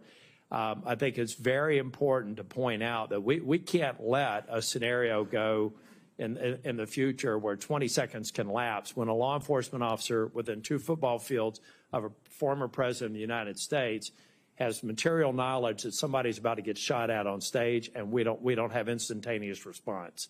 You know, in the old days, maybe you just shoot a gun in the air. I know for a lot of reasons why they didn't do that, but there had to be some way to actually diffuse that situation. It didn't happen on July the 13th. I just want to end by saying, Mr. Rowe, I think you've been forthcoming in your answers. I know you're frustrated. I've seen you twice now. You're clearly embarrassed by what happened. You don't think there's any reasonable explanation. And to my colleagues who are worried about communications, they should spend time in their local government and state legislatures to understand just how bad communication is between law enforcement and first responders. We need to invest in this infrastructure. That was also a part of the failure. But if you can please get to me and get to this committee a chronology of requests, accepted, denied, and the reasons for, I think that's going to be very helpful. I will, Senator. Thank you. Thank you. Senator Blackburn, you're recognized for your questions. Thank you, Mr. Chairman. Thank you to each of you for your patience and for being here today. Director Rowe, I want to come to you first because a counter sniper has decided to speak out about the culture at your agency, and I think it is very telling. And he sent an email, and I'm going to quote from that. If this agency needs to change, and if not now, when? The next assassination in 30 days?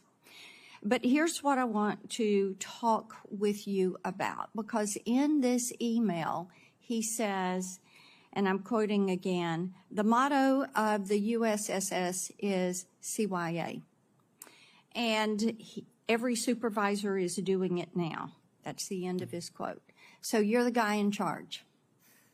And you're one of those supervisors. You've been a career guy there at the Secret Service. The public has lost trust in the ability to execute the mission, to protect. And I want to know how you feel about the fact that employees in your agency are worried about covering their behind and not worried about protecting a former president. Thank you, Senator. So I'm hurt by that email, but not in the way you think I'm saying it. I'm hurt because my people are hurting right now. We need them. Then why did somebody delete the email? I'll get back to you on that, Senator. The agency deleted the email. But may I address your question? Yes, please. And I will get back to you as to whether Yes. the email was deleted or not. My agency is hurting. Emotions are raw. I actually want to hear more from that UD officer, that technician. In his email, he referenced that he had spent time serving our nation as a United States Marine, that he is a 20-year professional of the Secret Service. I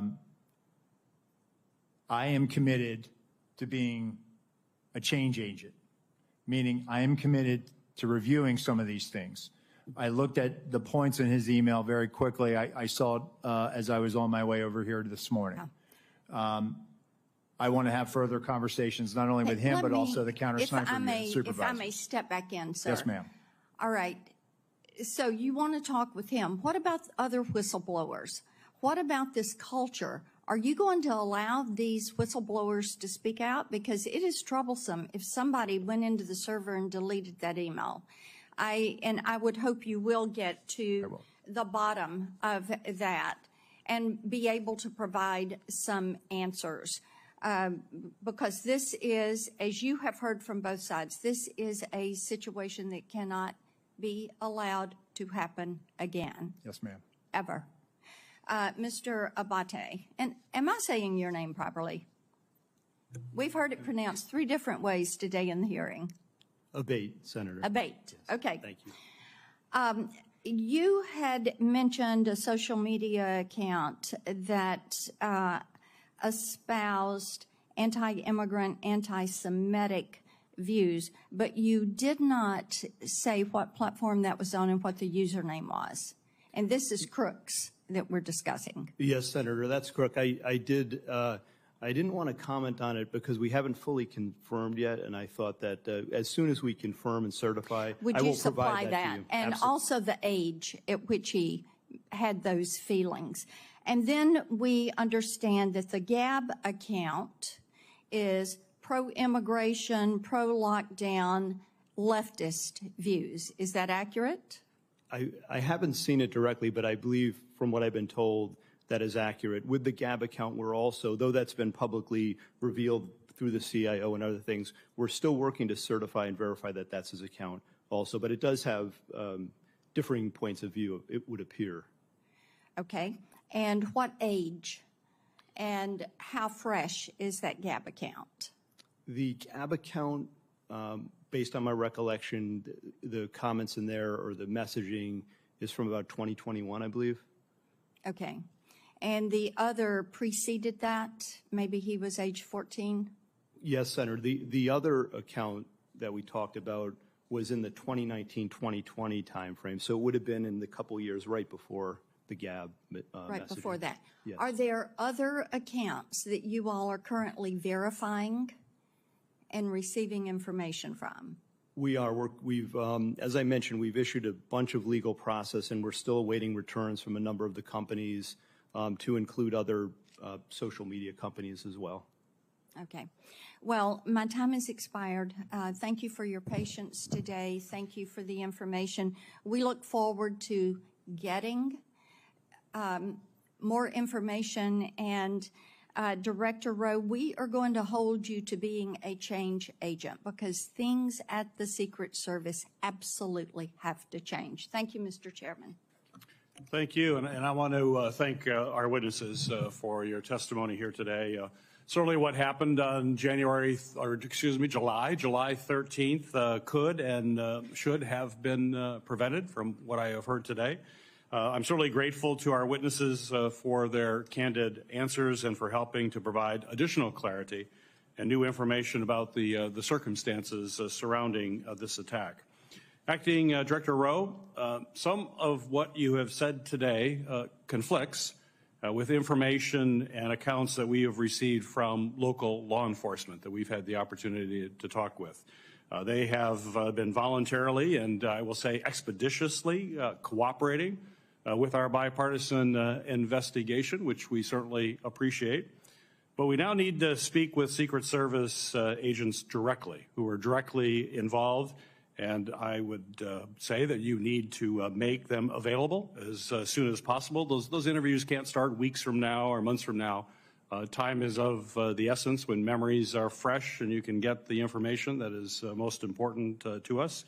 So my question for you as we wrap up this hearing, Acting Director Rowe, will you commit to having those agents available for this committee to interview as soon as possible in a matter of days, not weeks, matter of days? Yes, sir. Great, thank you. Certainly the American people deserve to know what went wrong, and they deserve accountability for those security failures. And as we continue our bipartisan investigation into security failures that day and any underlying systemic issues, we'll continue working to follow the facts, get clear answers, and make important recommendations to ensure that a security failure like this never happens again. The hearing record will remain open for 15 days until 5 p.m. on August 14th, 2024. For the submission of statements and for the questions for the record, this hearing is now adjourned.